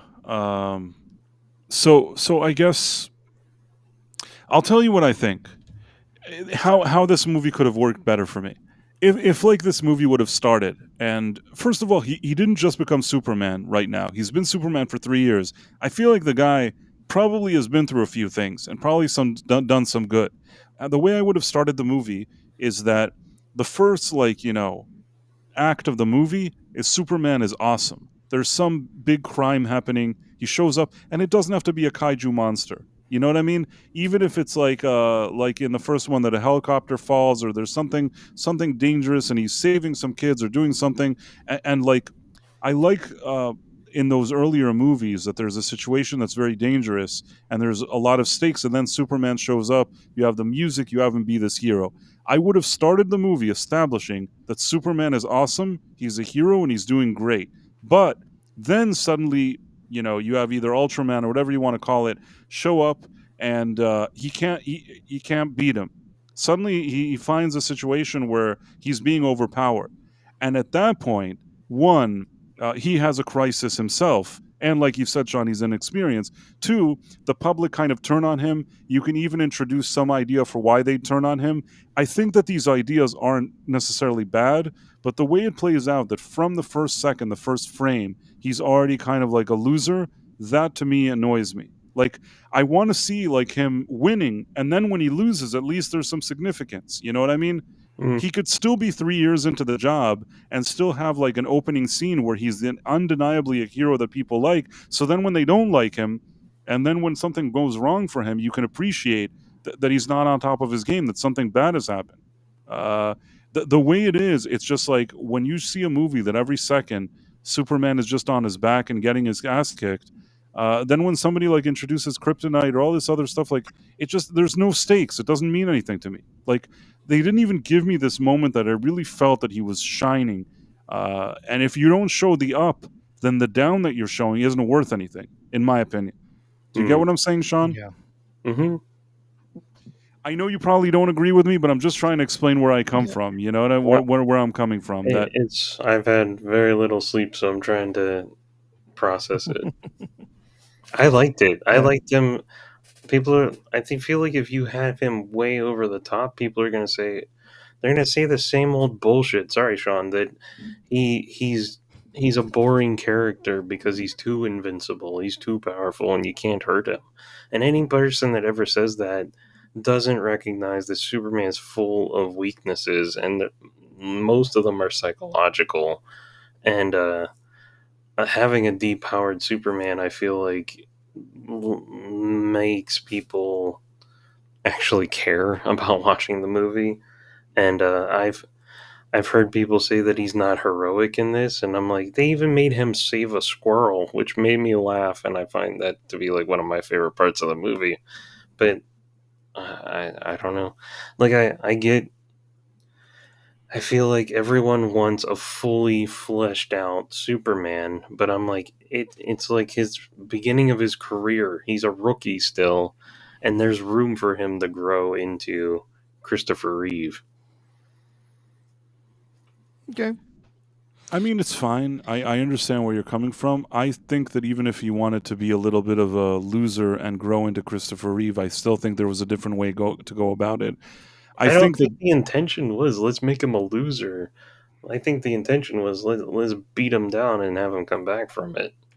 If you don't see him up before he gets beaten down, for me, that's like a mistake in writing. But Just the opening crawl telling us he's never lost a battle in 3 years. Like that wasn't enough, right? That like you wanted to see him win a fight and then lose a fight. Like and then his recognition or the first time he gets a fist in the face from Ultraman going or the hammer of Baravia, whatever, like going, what the hell was that? I feel like you could have shown that, but Yeah, would have made the movie like 3 hours long. I would have been happier with a longer movie. I'm gonna be honest. Yeah, me too. I liked it. There's just too many. There's so much stuff that they squeezed and crammed into it that it's just action, action, action, action, action, action, action, and there's not like a build up and a release and a build up and a release. It's just action constantly, and then there are some little spaces where we get to breathe, and I think some of those were some of my favorite parts in the movie.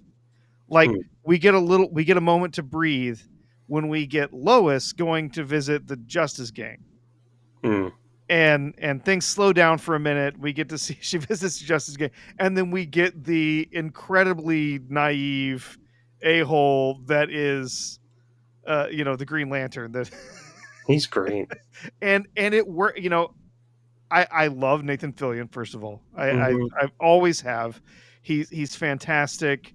I've seen him in dozens of things, and I've always enjoyed him. I'm still sad that we never got the Nathan Fillion Uncharted movie of him playing Nathan Drake. That should have happened. In a perfect universe, that movie happened and it made $1 billion. Did you see that like short they shot on their own? Yeah, they did. They did their own little thing on their own, and it was perfect. He was perfect as the character. Everything worked. It should have been made, but it never happened. But I love Nathan Fillion, and honestly, when I saw the trailers, I thought, oh God, Guy Gardner. Why? Oh, yeah. Why would you pick Guy Gardner? Because I am a Green Lantern fan. I've read hundreds of Green Lantern comics from all different eras, and I was just like, why did they pick him of all the Green? And then it makes sense once you see it. You're like, okay, they picked him. James Gunn picked him because he was going to use him to be this comic ridiculous character, and it works in the movie, and it works really well, especially some of the really silly stuff with him, like, so you know about the hypno glasses? Yeah. So wait, giant... so you know his secret identity? No, you don't know that I know his secret identity. You shouldn't be telling me this, right? Giant middle fingers flipping over tanks. I was dying. That was funny. Yeah, you saw those in the trailers. Yeah, the him flipping over the tanks with big green middle fingers, and the way they represented the Green Lantern powers actually it worked really well here too. Worked way better than it did in the Green Lantern film, where it was just a disaster. But I would have toned down a lot of the swearing. Absolutely, this should have been PG. This should have been PG. I wasn't sure if he was trying to do that like purposefully, so that when Superman says golly or darn it or gosh, like that would stand out more. I think that was part of it. I really do. I think that was part, like that everyone else around is swearing about it and stuff, and then his golly gee whiz attitude really sticks out. I love that crap, and that's fine. I think he could have done that without having to have quite so much swearing. I think he could have made this a PG picture, and then that would have gotten a lot more kids in to the theater to see it. The dog and Nathan Fillion were like, I was like, this is going to be awful. Oh yeah, and then I loved Crypto. He's such an asshole. I love him. Oh. Okay, I admittedly did not like Crypto. The first couple of times, it's like, okay, all right, it's kind of a gimmick. It's a little silly. It's comic relief. That's fine. But then he just kept showing up, and then he's rescuing Superman, and then he rescues Superman again, and then it's like, come on. The only crypto thing in the whole movie that got me was at the very end when he calls Crypto, whistles for him, and Crypto has smashed his way into a pet food store and is eating all the milk bones out of the He's display. so good. That cracked me up. I laughed at that because I was like, Mhm. wow, yeah. So he really is a bad dog. He's he's out there doing stuff he really shouldn't be doing. Yeah. That cracked me up. Well, But then, yeah, the whole thing with how they employed him in different places in the story, where sometimes he's an absolute chaos agent, and then other times it's like, oh, well, now he's with the program and he's going to save Superman, and it just sounds like a dog to me. it didn't work for me. But There was supposedly a cut scene that I keep seeing where when he's did I lose you? No, okay. When he's dragging Superman back to the base, there was supposed to be a bunch of corpses in the snow, and Superman's supposed to be like, Crypto, you have to stop killing abominable snowmen. And I'm like, good lord. Yes. That's hilarious and Yeah. horrifying. Yeah. And then there was also a cutscene where Ultraman was supposed to have punted Crypto. He could have taken it. Cut that out because the test audiences did not respond well to the bad guy hurting a dog. Oh dear. How dare he. That's what bad guys do. When I saw Ultraman, I was really worried it was going to be Doomsday. Because that's how he starts in the comics with the goggles and the full outfit. He does. Yeah, and so some people have argued, and I said I'm quite certain he will come back. Some people think he's going to be Bizarro. I would hope for that, if anything. Yeah, but yeah, given the outfit and everything that he had on, yeah, I was also thinking like, oh, yeah, maybe he comes back. He's mutated by this, extra dimensional energy or something, and he comes back as Doomsday in some fashion. But yeah, another problem people have with it is Lex giving the commands for the fight. Yeah, I thought that was pretty stupid. I totally get it though. Okay. Like, he's such a narcissist and he's so over the top that he's studied him so well. Also, Superman Returns, when he lands on that island and it's all kryptonite, so he has no powers, and the guys start beating him up. That was the first time ever watching Superman where I realized, oh, he's Superman. He doesn't know how to fight. So then the fact that Lex could outthink him in this movie, I was like, oh yeah, I totally get it, because Superman just shows up on the scene, he punches something or does a super thing. He doesn't have to know technique like Batman or anybody. So you think of that, like Superman's not a fighter, even though he can punch through walls and stuff. And then you have Lex knowing all these fighting moves, and then he's doing throwing a fist and saying A1 or whatever. And it's like, I totally see this guy, especially because we have the Hall of Justice being in a goddamn, sorry, Sean, purple and green suit, like Lex Luthor from the Super Friends cartoon or whatever. He's going to have, I'm totally picturing them doing I forget the name of it, the swamp lair from the cartoon show. Yeah. Like, I really see him being like, I told them how to fight. They can't do it. I'll do it myself. Oh, what was that called? Meanwhile, Legion of Doom. Was the Legion of Doom. Was that the actual name of the building? though? I can't remember. I think so, wasn't it? Yeah. Anyhow. Anyway. But what I'll say is that I'm not upset that you like the movie, Sean. I don't get mad at people that they like the movie. I just personally think that there was a much better movie to be made here. There were isolated moments or things that maybe I didn't hate, but when I looked at it as a movie as a whole, it disappointed me. And even since when I did my review, I gave it like 60. Anything below 60 for me is a failure. So I gave it 60 out of 100, meaning I just gave it a passing grade, and I said it's not a movie that a type of Superman movie that I prefer, but it had enough things in it that were sort of competent, so I gave it like a passing grade, even though I didn't really like the movie. But the more I think about it, the more I sometimes think to myself, if maybe I could have given it less, like 5 or 10 points than How what I dare you. gave it. Like, Yeah. I think I like it even less than the day I saw it, and the day I saw it, I didn't especially like it. So it was either the Hall of Evil or the Hall of Doom, depending on which. It's not which the Legion version of Doom? Well, the Legion of Doom was the group of the No. villains they got together, but the actual building, like the Hall of Justice, is Hmm. where the Justice League got together. The Hall of Evil or the Hall of Doom, depending on which episode you're listening to, was what they called that building that would emerge out of the swamp.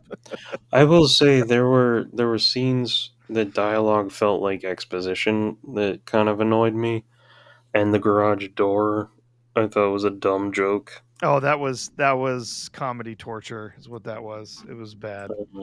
By the way, I forgot to say, if you guys are on Rumble and you haven't yet signed up and followed us, you should do that. And if you're on YouTube and you're hanging out with us and you want to do a nice gesture, so if you haven't already subscribed, you should subscribe and you should like the stream and do stuff that'll be helpful with the algorithm. People are saying there's a lot of changes to algorithms, so any support you can give is always great. So try to like and subscribe and follow and do stuff. Yep, And or leave a comment after the stream or something. Yeah, they've changed a lot about how they're counting views now. There has to be some kind of interaction beyond just being in chat, beyond just watching a video. There's got to be a thumbs up, or there's got to be a comment, or a new follow if you're new to the channel. So and you should also tell all your friends. Once the stream is done, sit there, grab your Rolodex, and call every person you know and tell them how great the stream was. Tell your grandma. And they'll tell 2 friends, and they'll tell 2 friends, and so on. You should do like a chain letter. A chain letter, but instead of just writing more and more letters, each chain letter has to tell people that they also have to subscribe to this channel. Do you guys remember chain letters? And if they don't, they'll be cursed. Yes, I remember chain letters. I also remember never, ever forwarding any chain letter I ever received. I think that they got me once. Once somebody came, it's like, it's a chain letter, we have to do it. And I'm like, ugh, whatever. And I did it, I think, once. And then somebody, like some other time, hey, you got to do it. It's a chain letter. And I said, okay, that's the end of it. I did it once.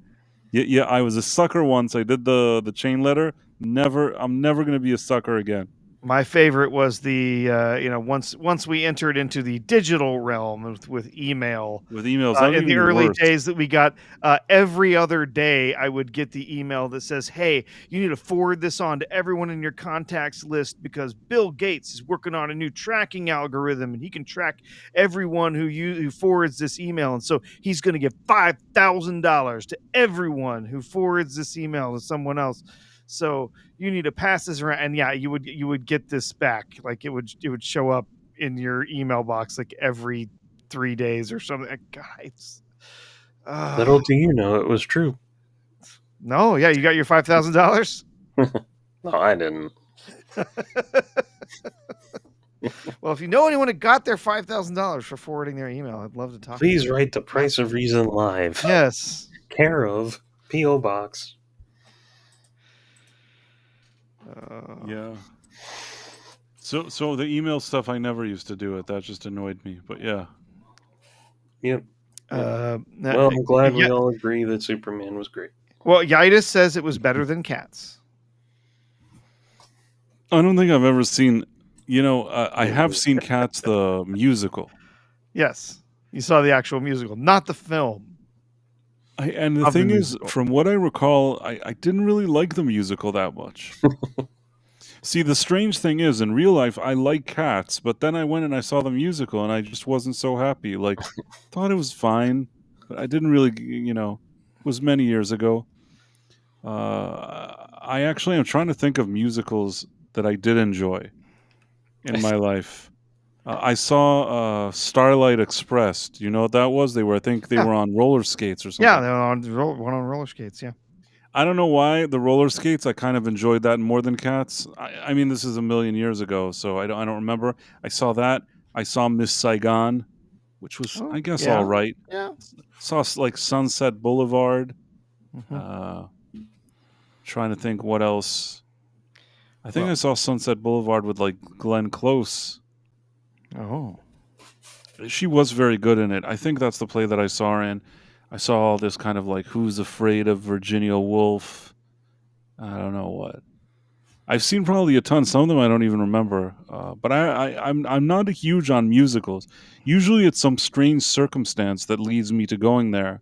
Maybe there's somebody visiting, somebody wanted to go see it. It's usually that I don't think it's ever happened that I got up one day and said, "Hey, I got to go to a musical." I don't think that's happened once ever. It's always like, "Hey, we need to go to this musical."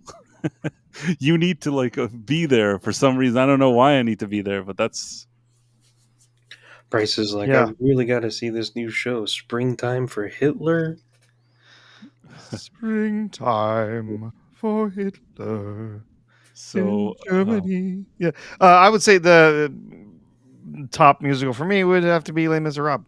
I've seen that on stage twice. So, absolutely fantastic musical, and both times I was just loved the cast that they had. So, yeah, that's one that I love. I've seen it with my wife once, and saw it once when I was on a trip. Saw it in one of the most amazing theaters I have ever been in. My God, it's called the Fabulous Fox Theater in St. Louis. If you look up pictures of this place, it is like 1920s Art Deco. Like it is an amazing theater. It's stunning how beautiful the place is. You spend half the time just looking around. Oh my God. And I'm seeing a play here. Wow. Yeah, the Fabulous Fox Theater in St. Louis. It's absolutely gorgeous theater. But yeah, I love Les Mis, and I've seen it a couple times. I was not particularly happy with the movie, unfortunately. Did you see the movie, the Les Miserables musical movie? I think that I watched it and I was really bored. It's the one that Russell Crowe is like singing, and it has like Anne Hathaway. I think it really annoyed me. Honestly, most of the casting was fine. Everyone did well. Russell Crowe was a complete mistake in casting. I did not get it. Why they would give that part to someone? Not that I think Russell Crowe's a bad performer.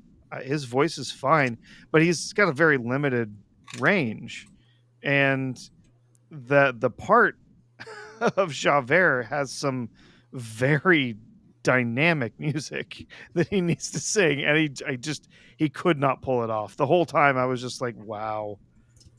Ugh, terrible. Yeah, I mean, he seemed to struggle. It's one thing if you can sing a little bit, but like that really requires a certain level of singing.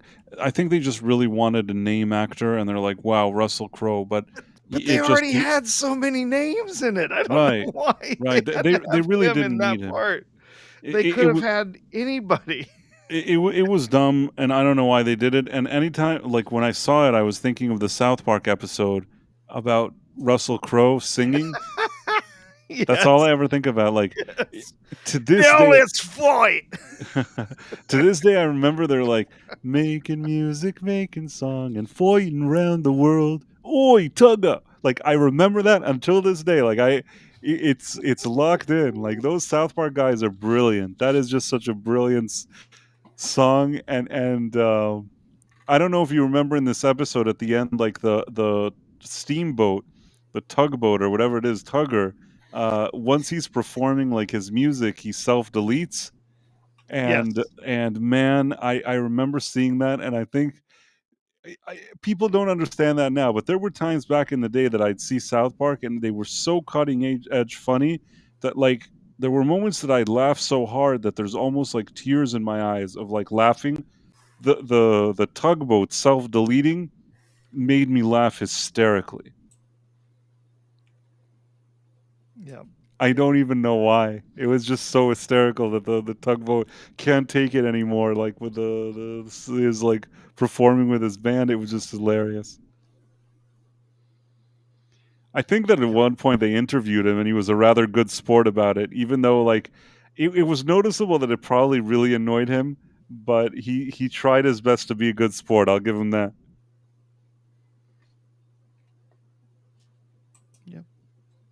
Yep. I was sadly very, very disappointed by the Les Miserables film, given that I'm a big fan of the musical. But yeah, Oh, wow. the film was a letdown. It succeeded in a lot of places, but yeah, for the most part, it just didn't work.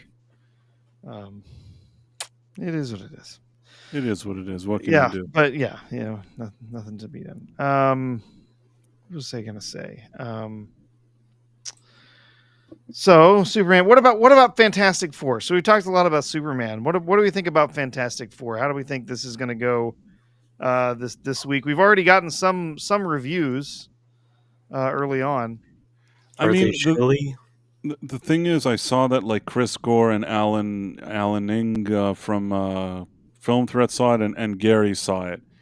I didn't watch any streams of like Gary talking about it, so I don't really know.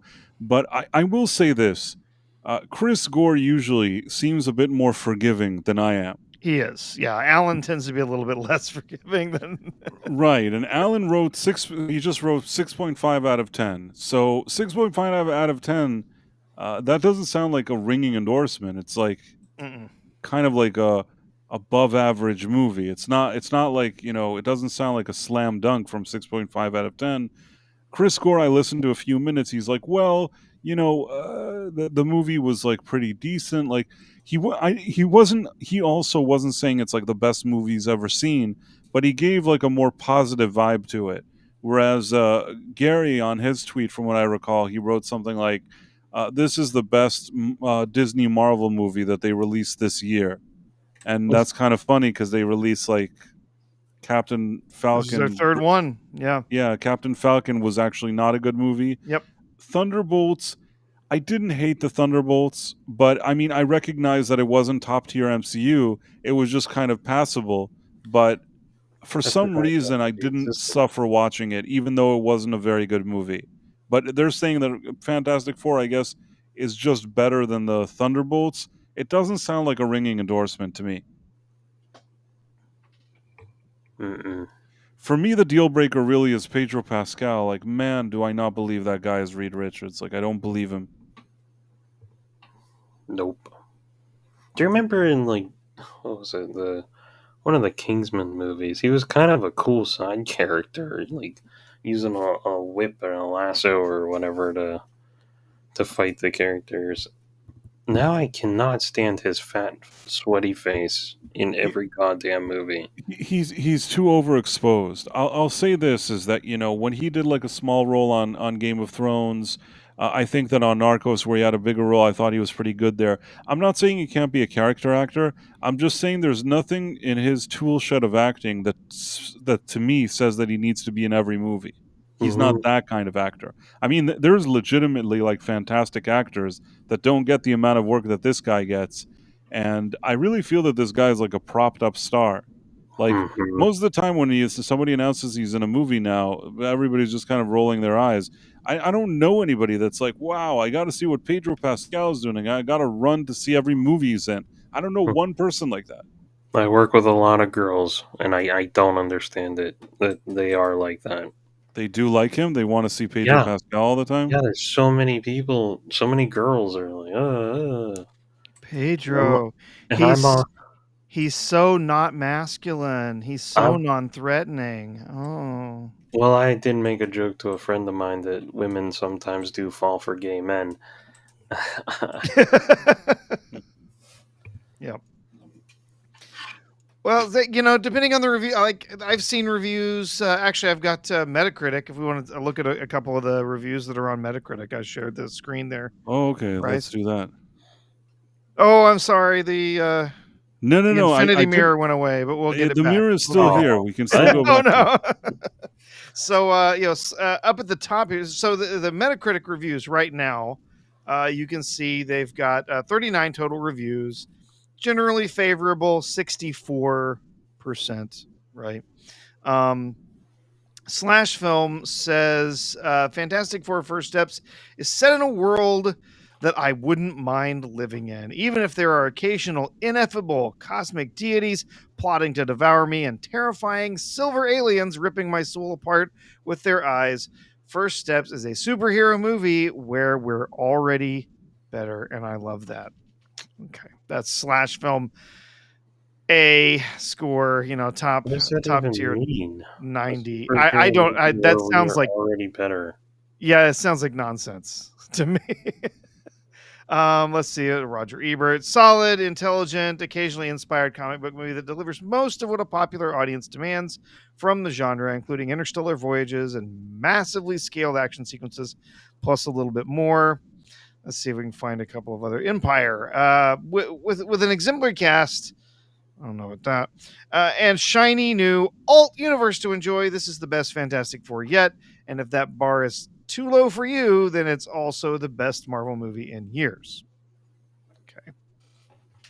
I mean, some of these are real shills, so I really don't know what to say. Yeah, I know. That's what I'm kind of hitting the shills here, and we can move on to some of the others. Hollywood Reporter, despite its vivid and electric space sequences, the visually striking movie often feels like a throwback analog good time, which certainly worked for me. Okay, Variety, true to its subtitle, the film feels like a fresh start. And like this summer's blockbuster Superman reboot over at DC, that could be just what it takes to win back audiences suffering from superhero exhaustion. So those are a bunch of the shills up there with the 90s and 80s. Let's look a little bit lower. I'm curious about those two. Screen Rants, The Fantastic Four First Steps is MCU getting back to the basics, a solid superhero movie. Grounded in heart, but with little flashiness. IGN, of course, an IGN 7. Woohoo! I'm surprised, though. This seemed like something the IGN should have given like a 9, because this is like, they love this shit, right? Yep. These first steps might not be the great strides I was hoping for, but they are sure footing for the Fantastic Four to officially leap into the MCU. Okay, sure. I like a lot of these that are saying a lot without saying anything at all. Are they trying to be poetically douchey? I don't know. AV Club, for a lot of Marvel fans, it will be more than enough. For the more superhero skeptical, it offers a helpful example of how simply skipping the origin stuff on the fourth try doesn't automatically confer a sense of dramatic urgency or comic book wonder. Oh, I see the Film Threat one. Yep, there's Film Threat. Fantastic Four First Steps is good when it should have been great. So we can, I'll open the review in another tab there if we want to pop back to it in a minute. Polygon, silly family friendly story that stands on its own without expecting its audience, knows what came before or cares much about what comes after. Let's see. Screen Crush. Is it a fun movie overall? Yes, although not quite as much fun as I had hoped. On paper, Shackman cast the 4 lead roles perfectly. Again, I don't get this, but okay. In execution, I'm not sure any of his stars really found their groove as these characters yet, or maybe the script flattened the Fantastic Four to the point where it left them no groove to go to. How are they cast perfectly if they haven't found their groove? Yeah. Jackass. We're left them no groove to find. Let's put it this way: it's a decent first step. There's still room for improvement. Okay. Let's go down to the bottom of the barrel here. IndieWire as First Steps limps to its total nothing of a conclusion, it feels less like a victory than it does a total surrender. You have to walk before you can run, but at this point the MCU is back to crawling on its knees, and at this point it seems like it might be too afraid to ever stand back up again. Snap. Woo. First Steps from New York Post. First Steps marks a slight improvement from the preceding trilogy of terror, but Marvel still can't nail what should be one of its premier attractions. And the Boston Globe, this is the bottom of the barrel here. Boston Globe, Fantastic Four First Steps alternates between battle sequences that you've seen countless times and interminable scenes of exposition disguised as emotional beats. The actors play this poorly written material as if they were doing Ibsen, which is commendable, but their attempts fail because you truly don't give a damn about their plight. And then at the very bottom it says, "Sorry, Sean." Sorry, Sean. So, definitely a mix there. Some of them calling out various different things about the film. Let's see. I did here.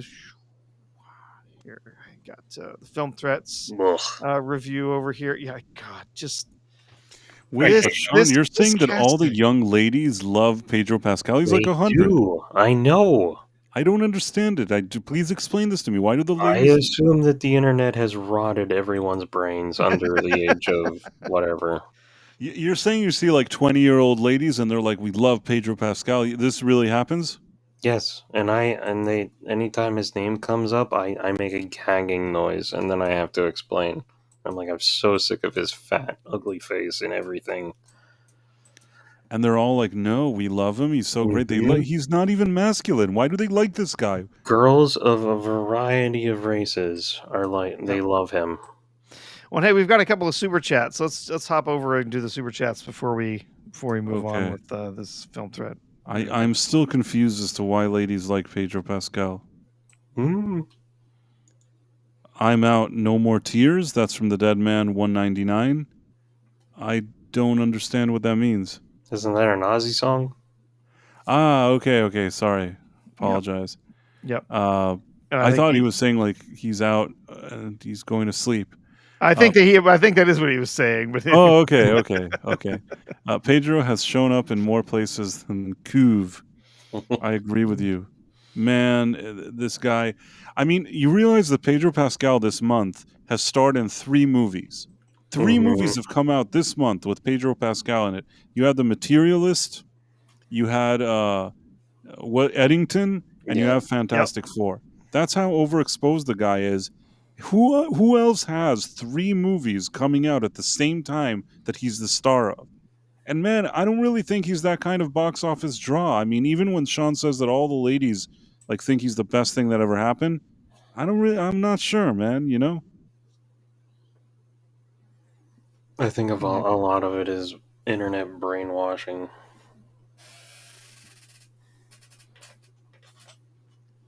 Wait, how did we get the thing that we're still cloning ourselves? Didn't you share this article from... Yeah, but then you went back to your screen, so slowly it's going to expand. Because of the super chats, right? Okay, so there was I am out, and there was Pedro. Let's go back to your thing. Yeah, this is like falling into a black hole. Yeah, you just like spaghettify. I won't read the whole thing here. Let's see. Oh, I skipped ahead here. So, with the he kind of intros the plot here. We kind of know what's going on. Starts out, they find out that Sue's pregnant, and then they're gonna go on the show. They all learn about the pregnancy. Then Shalabal shows up. What? Why is pregnancy such a big part of this movie? I have no idea, except that it sounds like they decided to make Franklin, their son, who wasn't introduced for like decades after the comics were introduced. They make him a central plot point here. So, if you don't know, because it has been kind of spoiled already. Galactus wants Sue's baby. He says for very comic book reasons. So when the Fantastic Four return home, the world is outraged that Reed and Sue would choose their baby over the planet. Alan says, with the movie still fresh in my mind, I find myself struggling to decide whether I liked it or not. Ultimately, I'm here with a mild recommendation, and here's why. This is a summer blockbuster. I left the theater not feeling overwhelmed, neither good or bad. The movie is fine. I remember how I left the theater after seeing the first Avengers movie or Avengers Infinity War, and I remember wanting to go back and see it again, not here. At the same time, Marvel has been releasing many subpar films lately. First Steps is not a stinker. Okay. There is fun to be had, but it all just felt like a live action episode of the Fantastic Four animated series. The upside is that at least the stakes were there, and we clearly had a goal to reach by the end of the film. So, I don't know. I mean, that's, again, not a ringing endorsement, but at the same time, way better than a lot of us thought it might be. So I have my tickets to see this Thursday. We'll be back here Thursday night talking about this, and our thoughts on it. But so far, I mean, I honestly, frequently, I agree with Alan in his assessments of films. Like you said, I think Chris tends to be a little too forgiving. That review does not make it seem worth paying $16 to go. No, not at all. Movie. Well, nope. That's why I get matinee tickets. This review does not justify $12 tickets. No, it doesn't. It doesn't sound like it. This is. I'm quite certain that this is going to be the third bomb in a row for Marvel in the theaters this year. Thunderbolts was not a terrible movie. It had its good bits, it had its bad bits, but it wasn't terrible as compared to some of the garbage that we've gotten over the past 5 years from Marvel. It was a solid film, but ugh. I mean, when I left the theater, I thought, yeah, I don't really want to see that again. Well, great. Like, let's make another one. That's what he's saying here about this one. I left the theater. But how do you take that as a positive? No, I'm not saying that's a positive. I'm saying like I think that it's gonna be God, it's gonna be a Chinese meal, right? You're gonna go and you're gonna see it, and then 30 minutes later, it's like, oh, I'm hungry again. You're gonna go see the movie, and then after you leave the theater, you're gonna be like, meh, don't really need seconds. At least with Superman, if you didn't like the movie, at least the message was positive overall, and you felt good leaving. I assume, but I felt good leaving it. At least it felt like a wholesome, spirited attempt. Marvel just feels like crap. Well, I mean, that's because it is. I mean, if you look at the balance of the films up through Endgame, on balance, you had some really good movies in there. There were some absolutely top tier films like Winter Soldier. Yeah. And then there were a lot of them that were just serviceable. They worked. They were entertaining. And if you didn't think too hard about them, they were pretty good films. But they maybe they weren't the cream of the crop, but they were enjoyable. Mm-hmm. You could go see your popcorn film and have a good time there, and you didn't walk out of the theater going, "Oh my God, I got ripped off. What did I just watch?" Then there were some of those too, like Captain Marvel, where you walked out going, "Oh my God, why did I even bother seeing this movie?" You said you didn't like Thor Ragnarok. I was fine with Thor Ragnarok. It was Thor Love and Thunder. Oh, that was terrible. Absolute disaster. That movie was atrocious. But I was able to enjoy Ragnarok just because I was not on board with the Thor character and the way he was being used up to that point in Marvel. And so I was okay with having kind of a one-off, bit of a wacky, off-kilter adventure with the character. I was okay with that. But yeah, I totally get that some people, like, it just did not work for them. I understand. It had an amazing movie poster. I was like, them embracing the 70s rock vibe. I thought that was brilliant. And then I saw the movie, and maybe I was disappointed that they borrowed stuff from Planet Hulk, because it's like one of the few Marvel comics I actually read like the whole series for, and they ruined I think it's Korg, and Yeah, he was just and I was just tired of a comic character. Yeah. like it. And Marvel had become formulaic up until that point, and I was like, I think I'm done. I think I'm done caring. Mm-hmm. But initially I was like, it was competently made, but I'm done. And then Taiki, what woke idiot? I don't remember. Taiki Waititi. Taika Waititi. I have learned to despise that man since. Taika, I'll destroy your cannon. Yeah, Waititi. yeah. Yeah. Like he, you know what? I do not hate Taika. He needs to just stick to his own quirky, weird little scripts, do Jojo Rabbit and whatever. Jojo Rabbit He was needs- wonderful. He needs to just stick to that. He can make some brilliant films that say some really interesting, sometimes even subversive things. Do that, okay? Mm-hmm. Don't come into Star Wars. Don't come into Marvel. Don't come into Judge Dredd. Oh yeah, I sort of heard that. And just screw all of that canon and all of the history of the character and all that. Just screw it up, right? Yeah. Because he was fine when he was working on the Thor Ragnarok script that he didn't write. Like that, he was just kind of adding his little flair here and there and doing things, making the movie his way. But it wasn't really his story. It wasn't his script.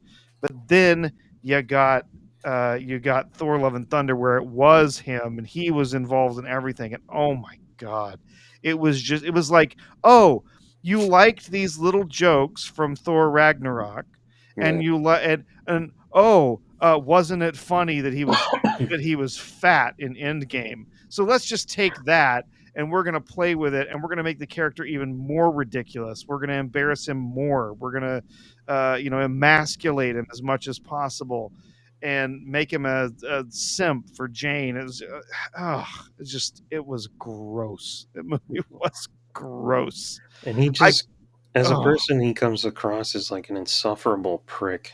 Oh, he is. And he's just so full of himself. He absolutely is. Yeah. Sorry, Sean. No, he seems that way. Mm-hmm. We gotta. I'll tell you what. I didn't know anything about Thor Ragnarok when I went to see it.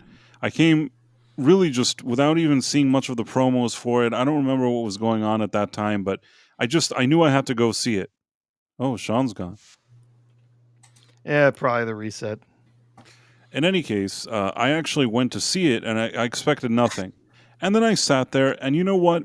I didn't mind that there was one movie that it was a bit offbeat, and they were trying something different. Yeah, the one-off kind of a thing. A one-off. If they just had kept it that way, and then toned it down a bit, and not, made all the movies like that, I would have been okay with that. The problem is that they learned all the wrong lessons. Instead of thinking that this is like an interesting little one-off idea that they could try out, they're like, that's it. All the movies, all the MCU needs the same stupid humor all the time now. We got to do it every second and more of it. Even more. Every second, more stupid jokes. And it's like, no, this was the opposite of what you were supposed to learn here.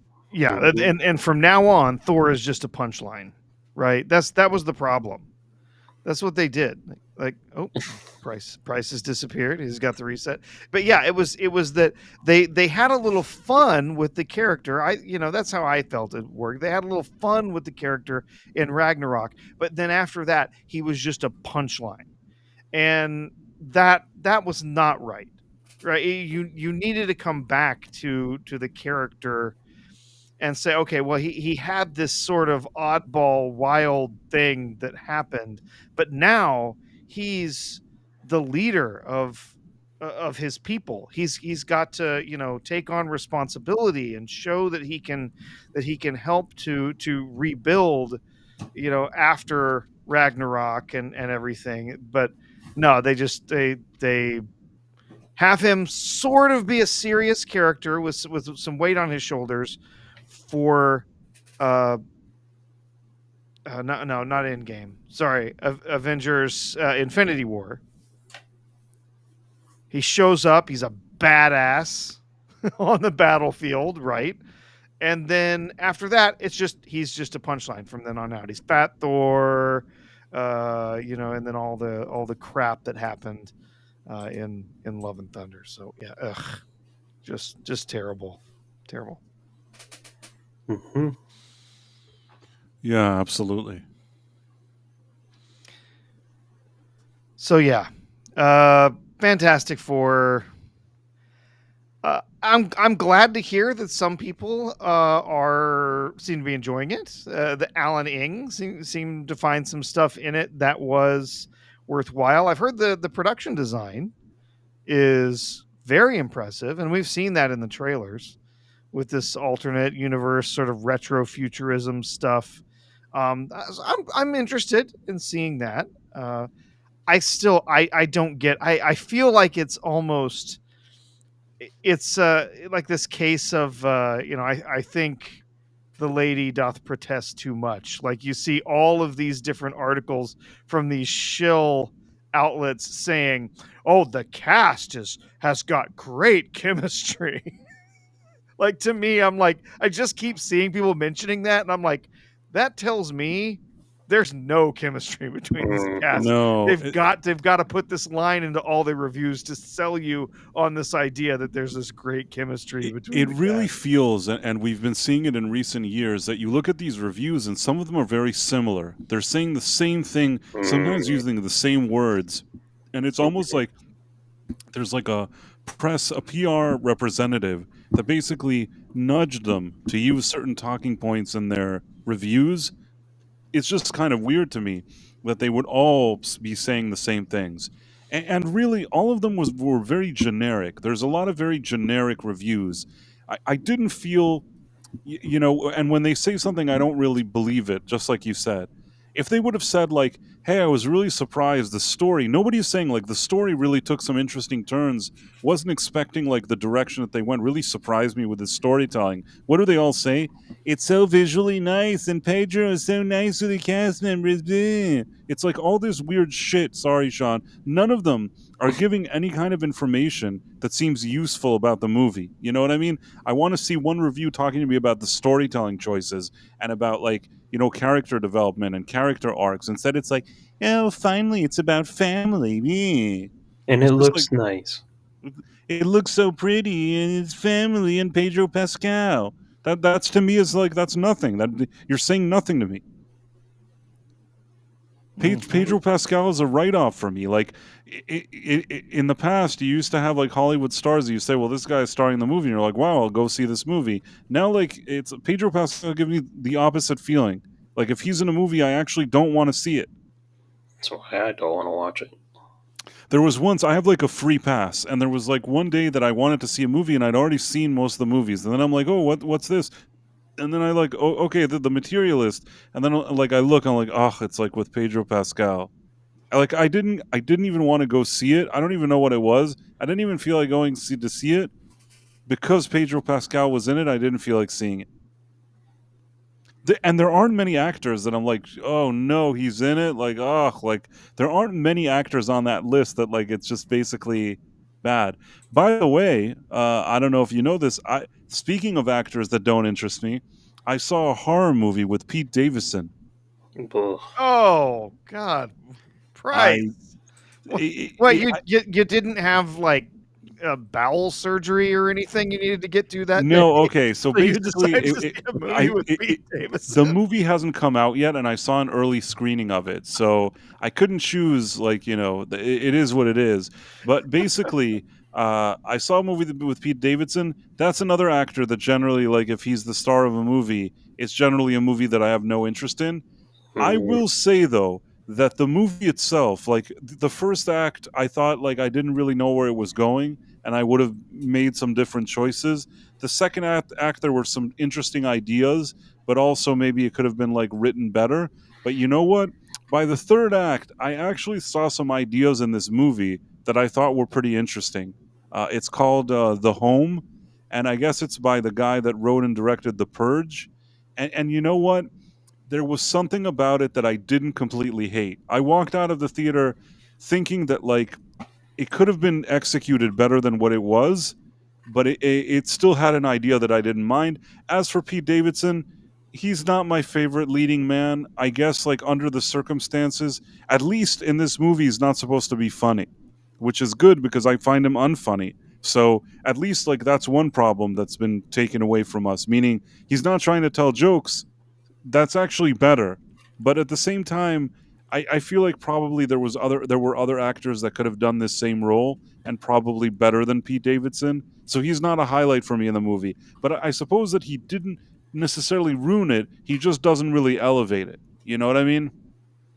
Sometimes you have actors that elevate stuff. Like back in the day, you threw Bill Murray in a movie, even if it was somewhat like mediocre, he'd automatically make it better. Like Lost in Translation, that relies it relies on the fact that Scarlett Johansson is pleasant and Bill Murray is great. That's why that movie is even watchable. So Pete Davidson doesn't have that quality about him. Denzel Washington, there have been a few movies that he's been in that the only reason that you're watching them is because he's in them, because he's managing to sell you something even though there's very little to work with. That's the type of actor that they needed for this movie, in my opinion, but instead we got Pete Davidson, which isn't that great. But with all that being said, the movie is about a guy. Maybe I'll pull up the what do Rotten Tomatoes say about it, by the way? About that. The Rotten Tomatoes, you can pull that up. I mean, that's just the reviewers that are on there. I think their average review is much higher. Oh, there's no reviews. I'm the only reviewer. It's me. I'm the review. What did it say about The Home? Okay, sorry. Okay, so there's only one review, and the review is Rua Fei, Cinemasters. I'm being truthful when I say I've never seen so many people walk out of a theater early. It doesn't bring anything new to the table, and the story feels like something that was collecting dust in A24's Gmail box. You know what? I understand why they left, and I'll tell you why. Because the first and second acts do take some time to suddenly like find some kind of footing. I will say that since I didn't get up and leave and I stayed until the end, I do think that once the third act comes along, you feel like there was an interesting idea here that maybe in the hands of like a better cast, like a better lead star, I mean, and maybe a better screenplay, there was an interesting idea here. So I don't necessarily fully agree with Rua Fei. It's not a great movie. I mean, don't get me wrong, it's not great, but I'm just saying that I think that I didn't walk out. I was a bit annoyed at certain parts. I didn't walk out, but when I got to the end, I thought, okay, well, there's an idea that I kind of liked here. Gotcha. So No, don't watch The House or The Home. The Home. Listen, of course, I'm not suggesting that this is the best movie that ever happened. You know what I'm saying? I have a monthly pass, and I was able to see an early screening, and it's fine. It literally cost me nothing, so I don't care. Like, I went and I saw it, and yeah, I mean, I think that one of the problems is especially if you're watching the first like 30 minutes, you're just saying to yourself, where is this movie going? What do they want from you? Because I'll tell you what happens at the beginning, and it's not a spoiler. Pete Davidson character, he's basically like a guy that gets into trouble with the law, but his people that raised him, like his foster parents, they talk to some judge, and basically, instead of charges being brought against him or something like that, he gets a chance to work as like sort of an orderly at an old folks home, and basically he has to work there for 4 months or something like that. And then you see him at this orderly place. He's working there, and as he starts working there, he discovers that there's a lot of kind of weird, spooky, and strange things going on there. And that's basically the idea of the movie without me fully spoiling. I will say that maybe the first act setting it up is somewhat okay, even though it's kind of slow. The second act really should have like shifted things into high gear, and I can see why some people would be frustrated and leave. I will say that once the third act comes along and they do introduce some twists and turns, some of them are so kind of out of left field that I couldn't at least be mildly intrigued by them. Not the best execution, but I saw like a glimmer of something that could have been good, if that makes sense. Mm-hmm. So I'm kinder than Rua Fei. It's strange because usually, like, you think that this lady would probably be kinder than me. I'm kinder than this lady. I don't know if it was collecting dust or not. Maybe it is, and maybe they needed a few more passes on this draft. There were certainly things that I had issues with, but there's a feeling that I walked away from that I thought, okay, like, I don't know. I don't know why there's an idea there that I didn't hate.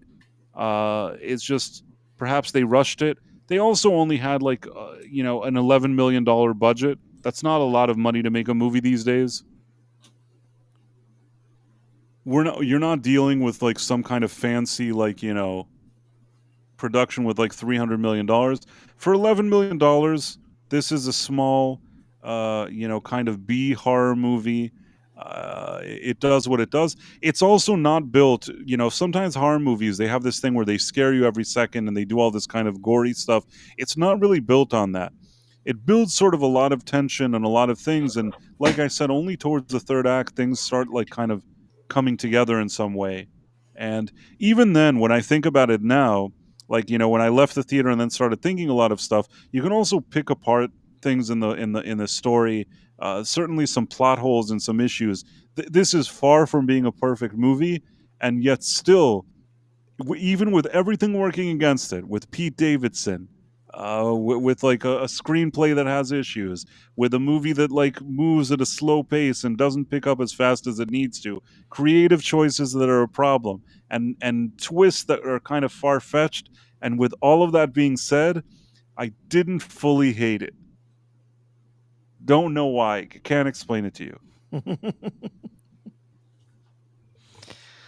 Price was feeling generous. I was feeling generous. I mean, it's not a movie that like you'd sit and I give it like a 10 out of 10. This is no, this is nothing groundbreaking. It's not a classic. It's something that, people probably will forget. But like I said, I think that the reason why is that recently I've seen enough of these kind of slasher movies. There's just a slasher, there's something, there's people getting killed, there's slashers, things like that. This one, at least somebody tried to come up with a concept. And there was something about the concept that I found intriguing. At least that. Mm-hmm. So that's my review for The Home. It's a movie that only has one review on Rotten Tomatoes, and that's it. And nobody else has reviewed it, and it's coming out this weekend. Didn't fully hate it. You know what? Rotten Tomatoes has still never gotten back to me. I submitted all the applications. I did everything they asked a really long time ago. And theoretically, in theory, I could have, possibly been a Rotten Tomatoes reviewer. And sometimes you go on Rotten Tomatoes and you look at the type of reviewers that they have, even the ones that are like YouTubers, and it's so suspicious. It is so suspicious sometimes. Some of them maybe are more legitimate, and maybe I understand, but no, I noticed that it doesn't matter how much the subscribers are. Sometimes there's one with only a few, sometimes with a lot, but usually the kind that they approve, I don't want to use like, shitty ways to describe it, but sometimes there's something a bit suspicious about it. You know what I mean? Indeed. Like, I guess what I'm saying is that if I was more diverse and more like queer or something like that, then like those are things that maybe they'll like be more receptive to. Do you understand what I'm trying to say? Yeah, you need to send them a picture of you dressed up as Darkman and holding a puppet, and I'm sure that they would be really. That's what I needed. That's what was missing from the application. Me yeah. as Darkman with the puppet, they would have been like, okay, Yeah, this guy's a fruit. We definitely need to get him in here. we need to get him on Rotten Tomatoes immediately. This image here wouldn't work with the squid in the crown. I don't know, but I mean, technically, if they watched my videos, they probably would have seen a squid in a crown. But I don't know. I don't know what it is about my channel and my videos that made them run away and not give me a not approve Rotten Tomatoes. Damn communists. The truth is, I knew from the second that I submitted it that they would never let me be a critic on Tomatoes. But the reason I did it is I thought that they would at least have like a bullshit answer. Sorry, Sean. That like I wanted to see what they said. I'm like, okay, let's see what they have to say. And they said nothing. Their strategy is like, we don't know who you are. You're out.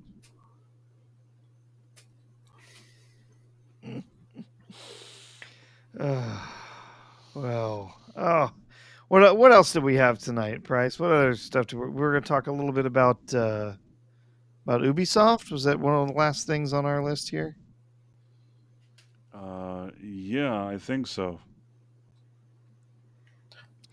Let me see. What was it? What did I mention about Ubisoft? Oh, blaming Disney. Yeah. Oh, okay. So what Yeah. happened is I was reading an article and Ubisoft was like, you know why Star Wars Outlaws failed? Because the whole brand in Disney isn't doing well. It's like Wow. they came and like threw them under the bus. Did you see that? No, I was about to say I have to go to bed, but now I'm intrigued. Oh, we'll make it quick, Sean. Let me see for a second. Yeah. So the CEO of Ubisoft blamed Disney for That's the failure of Star Wars Outlaws.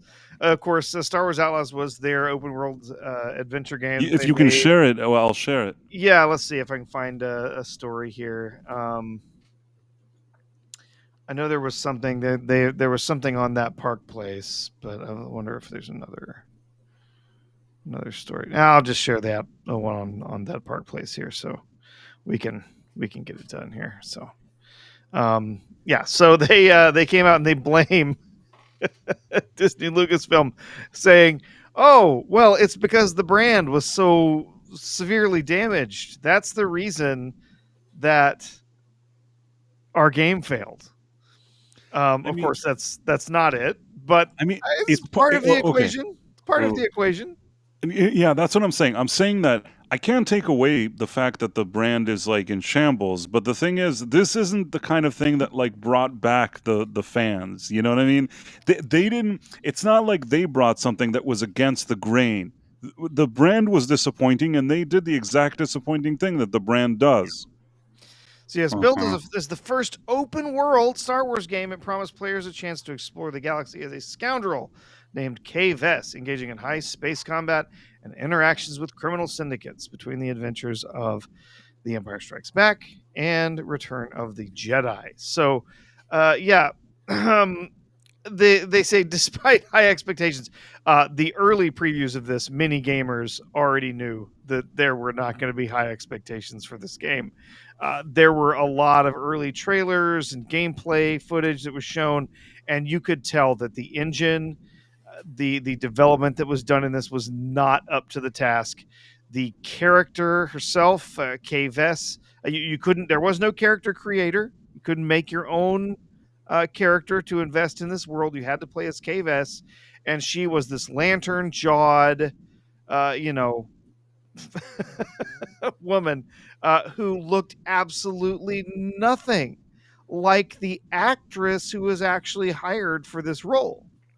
They messed with the modeling of her face, and everyone said, and they tried to convince people, tried to greenlight people that, well, it's just the engine just can't render attractive female faces. Basically, is what they said. The video game engine, it just can't do that. You can't do good fit. Yes, you can. Yeah, check out that sexy squid chick on the left. You absolutely could.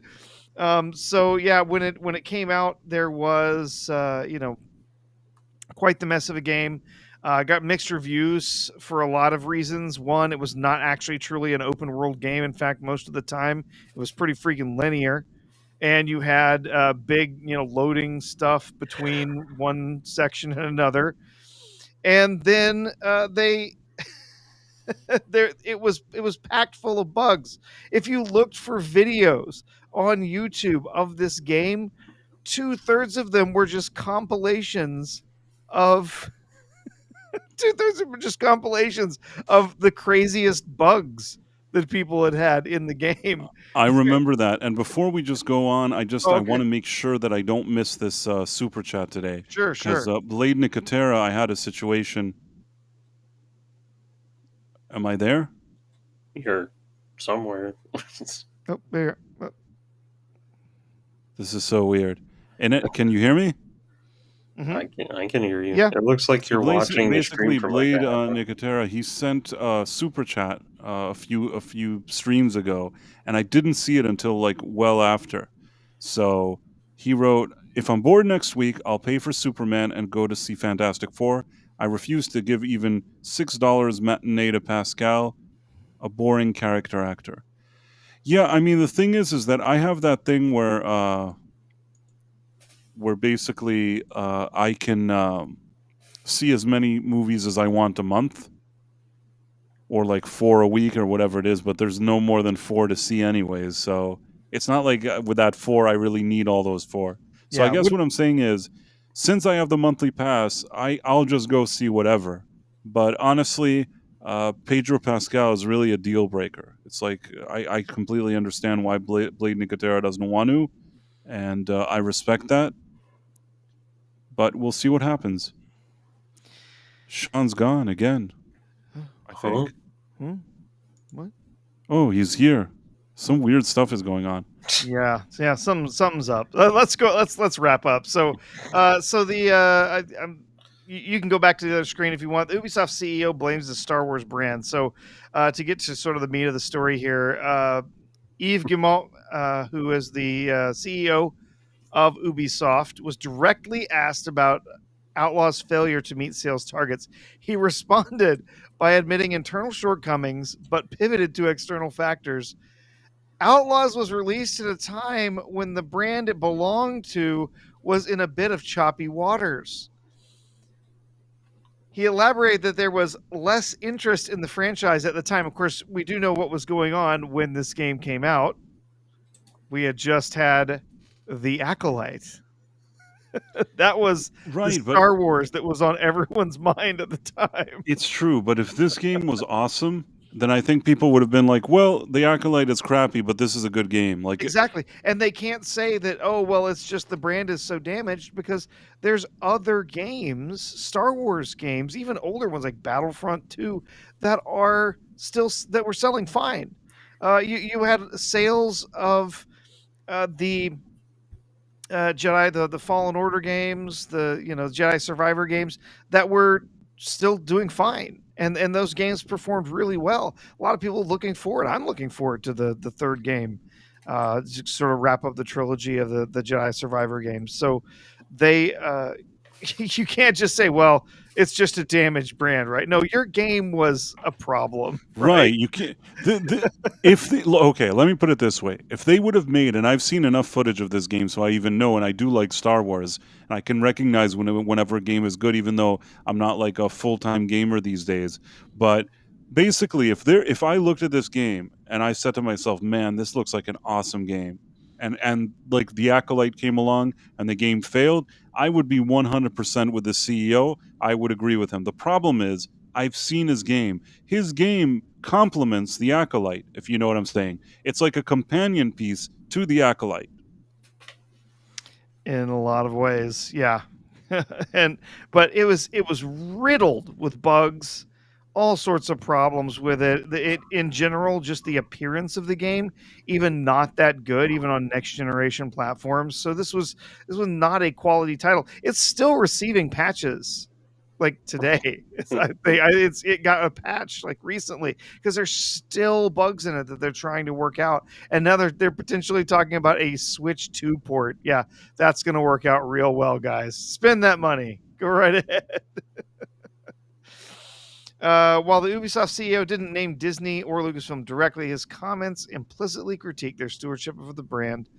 Since acquiring Lucasfilm, Disney has faced accusations of franchise fatigue due to polarizing projects like The Acolyte, which of course was canceled after one season, and of course underwhelming films like The Rise of Skywalker. So yeah, he's got an argument here, I would say. Definitely a damaged brand. Obviously, the merch sales have collapsed. Nobody is buying Star Wars action figures, Star Wars anything, right? Especially if it has anything to do with the new films. But I or would say new that they shows. even spoiled some of the old stuff. Like, Yeah. don't get me wrong. I mean, it's not that I remember that I like Star Wars. I remember that I liked the original trilogy and the prequels, but I'll be honest with you. Before Disney took over Star Wars, there was at least once a year that I watch all these movies, at least once a year. I enjoyed getting like a T-shirt here and there, or do something that I have some kind of merchandise or whatever it is. Ever since whatever's happened in recent years of Disney, and especially after every year they didn't course correct and they just kept ruining and cheapening the brand, I don't remember the last time I sat to watch like the original trilogy, do like a run of all 6 movies. Don't remember the last time I did that. And it's not that I'm blaming those movies or saying that they're not like important to me or not important in cinema and all that stuff, but Disney have spoiled some of the magic for me. I won't lie to you. Yeah. They have for quite a few people. So it's definitely a damaged brand. And that does not account for the complete collapse of this particular title. It was a mess from the start. It was poorly executed. It was poorly conceived from the start. Oh, we're just gonna have this girl boss who, with his lantern jaw, who's gonna run around and know all the huts and be like the bestest ever. Yeah, that people were just done with it. So, yep, that was kind of a funny thing to see. Yves Guillemot coming out and telling people, "Oh well, Disney is the one that tanked our game because they've screwed up Star Wars." Yeah, it's a very kind of like, sometimes you got to take responsibility. And again, there could have been a situation where you say to yourself, you know what, this CEO guy, he did a good job with his game. It's not his fault, but he doesn't get that kind of pass. This is just finger pointing. You know what I mean? This is nothing. Disney could have made the same statement if they had like a good show, which they didn't, and then this game came out. They could say, well, the game really didn't help us. but the thing is that they somehow they had one thing in common. Their show was crappy, and so was their game. And then there's no way around it. You can't. There's no point. This is just it's pathetic, in my opinion. It's absolutely pathetic. You don't get to flex that kind of muscle if you're gonna just make a shitty game. Sorry, Sean. I still buy Star Wars once in a while. You still buy Star Wars? Me yeah. Too. Every now and then. Action figures. I'll find something. I do want to address. Somebody says, "Oh, if you're," I'm trying to see. If Stephen Mack said, if you're watching Pete Davidson movies, 4 is way too much. I have to explain something.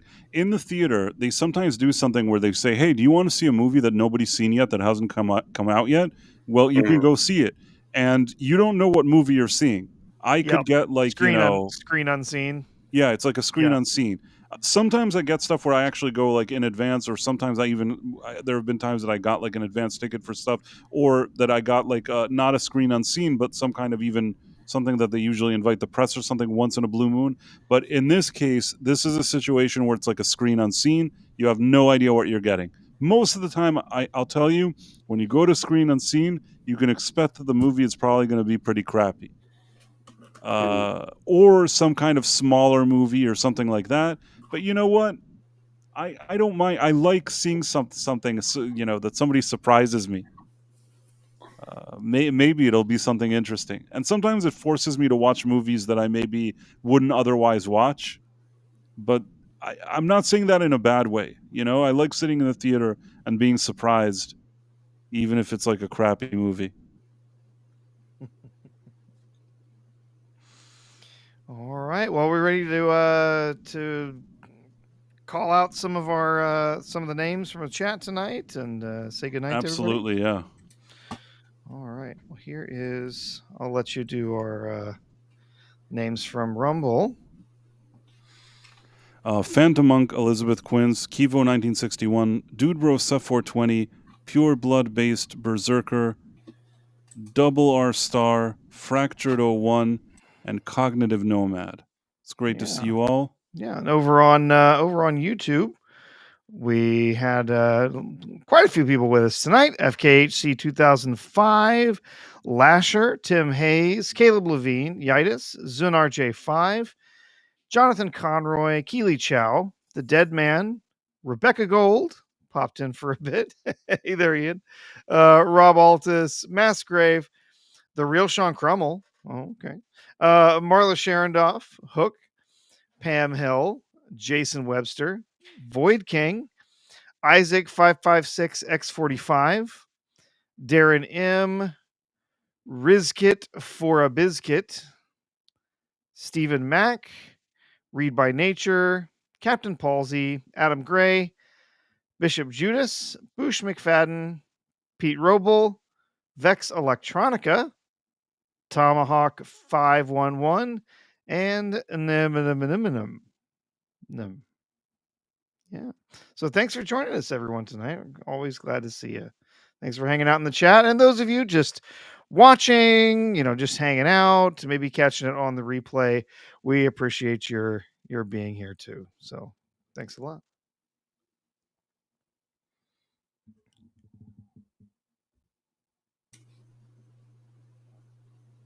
And Price has gone silent.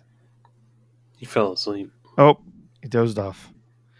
He thought I was going to take even longer to read all of those names because there was so many. Probably. Well, anyway, no, it's great seeing everyone here tonight. And again, if you haven't taken the opportunity yet, please leave a like or a comment or something after the stream. If you're not following or you're not subscribed on YouTube, not following on Rumble, please take the opportunity to do so here. We appreciate it. And hey, we got Sean to join us tonight. Super happy to have Sean here with us. And glad you could join us. Glad you got to see Superman. Glad you enjoyed it. You're gonna get to see Fantastic Four this week. You're gonna go see that one. I have absolutely zero interest. I can't blame you one bit. I can't blame you. There's a giant poster at the theater, like there's the normal posters, and then there's the giant one in between them. Completely walked by them, didn't even see it until later. I was like, whoa, when the hell did that get there? Oh, that's funny. Yeah. All right. Yeah. Well, Price, you back, buddy? Yes, I'm back. Oh, okay. If anything to plug, I've got one thing real quick before we head out. Yeah, go plug away. Do whatever you need to do. Aside from the usual, like joining B-Roll Stage on Fridays for B-Sides and Mr. Brown Alliance usually for Sunday Musings on Sunday. Tomorrow I will be joining. Let's see if I can get the link here. Tomorrow I will be joining a smaller channel. They've only got 100 subscribers or so. It's a show called Totaled Recall. And they go back and watch movies from our childhood, see if it lives up to our memories of the film. And they're going to be going back to watch 1993's So I Married an Axe Murderer. And Adam Gray and his lovely wife Babs are also going to be there. And so if you're interested at all, you can stop in. I put a link in the chat there to that. That's tomorrow, 7:35 p.m. Central. Like I said, we'll be reviewing So I Married an Axe Murderer, going back, looking at that film again. Personally, a huge favorite of mine from my teenage days. Actually, a movie that means a lot to me and my wife. So it's one of the early movies that we saw together, and so I've probably watched this movie probably 50 or more times. It's a personal favorite of mine. So we're gonna have a lot of fun talking about So I Married an Axe Murderer tomorrow over there on Total Recall. So yeah, you can find that link. And Sean, if you have something that you wanted to plug, you can also do that. I just have. I'm on the wrong window. I just have my comic. You can order the first 2 issues, Smacked in the Head, from a link that I can try to add.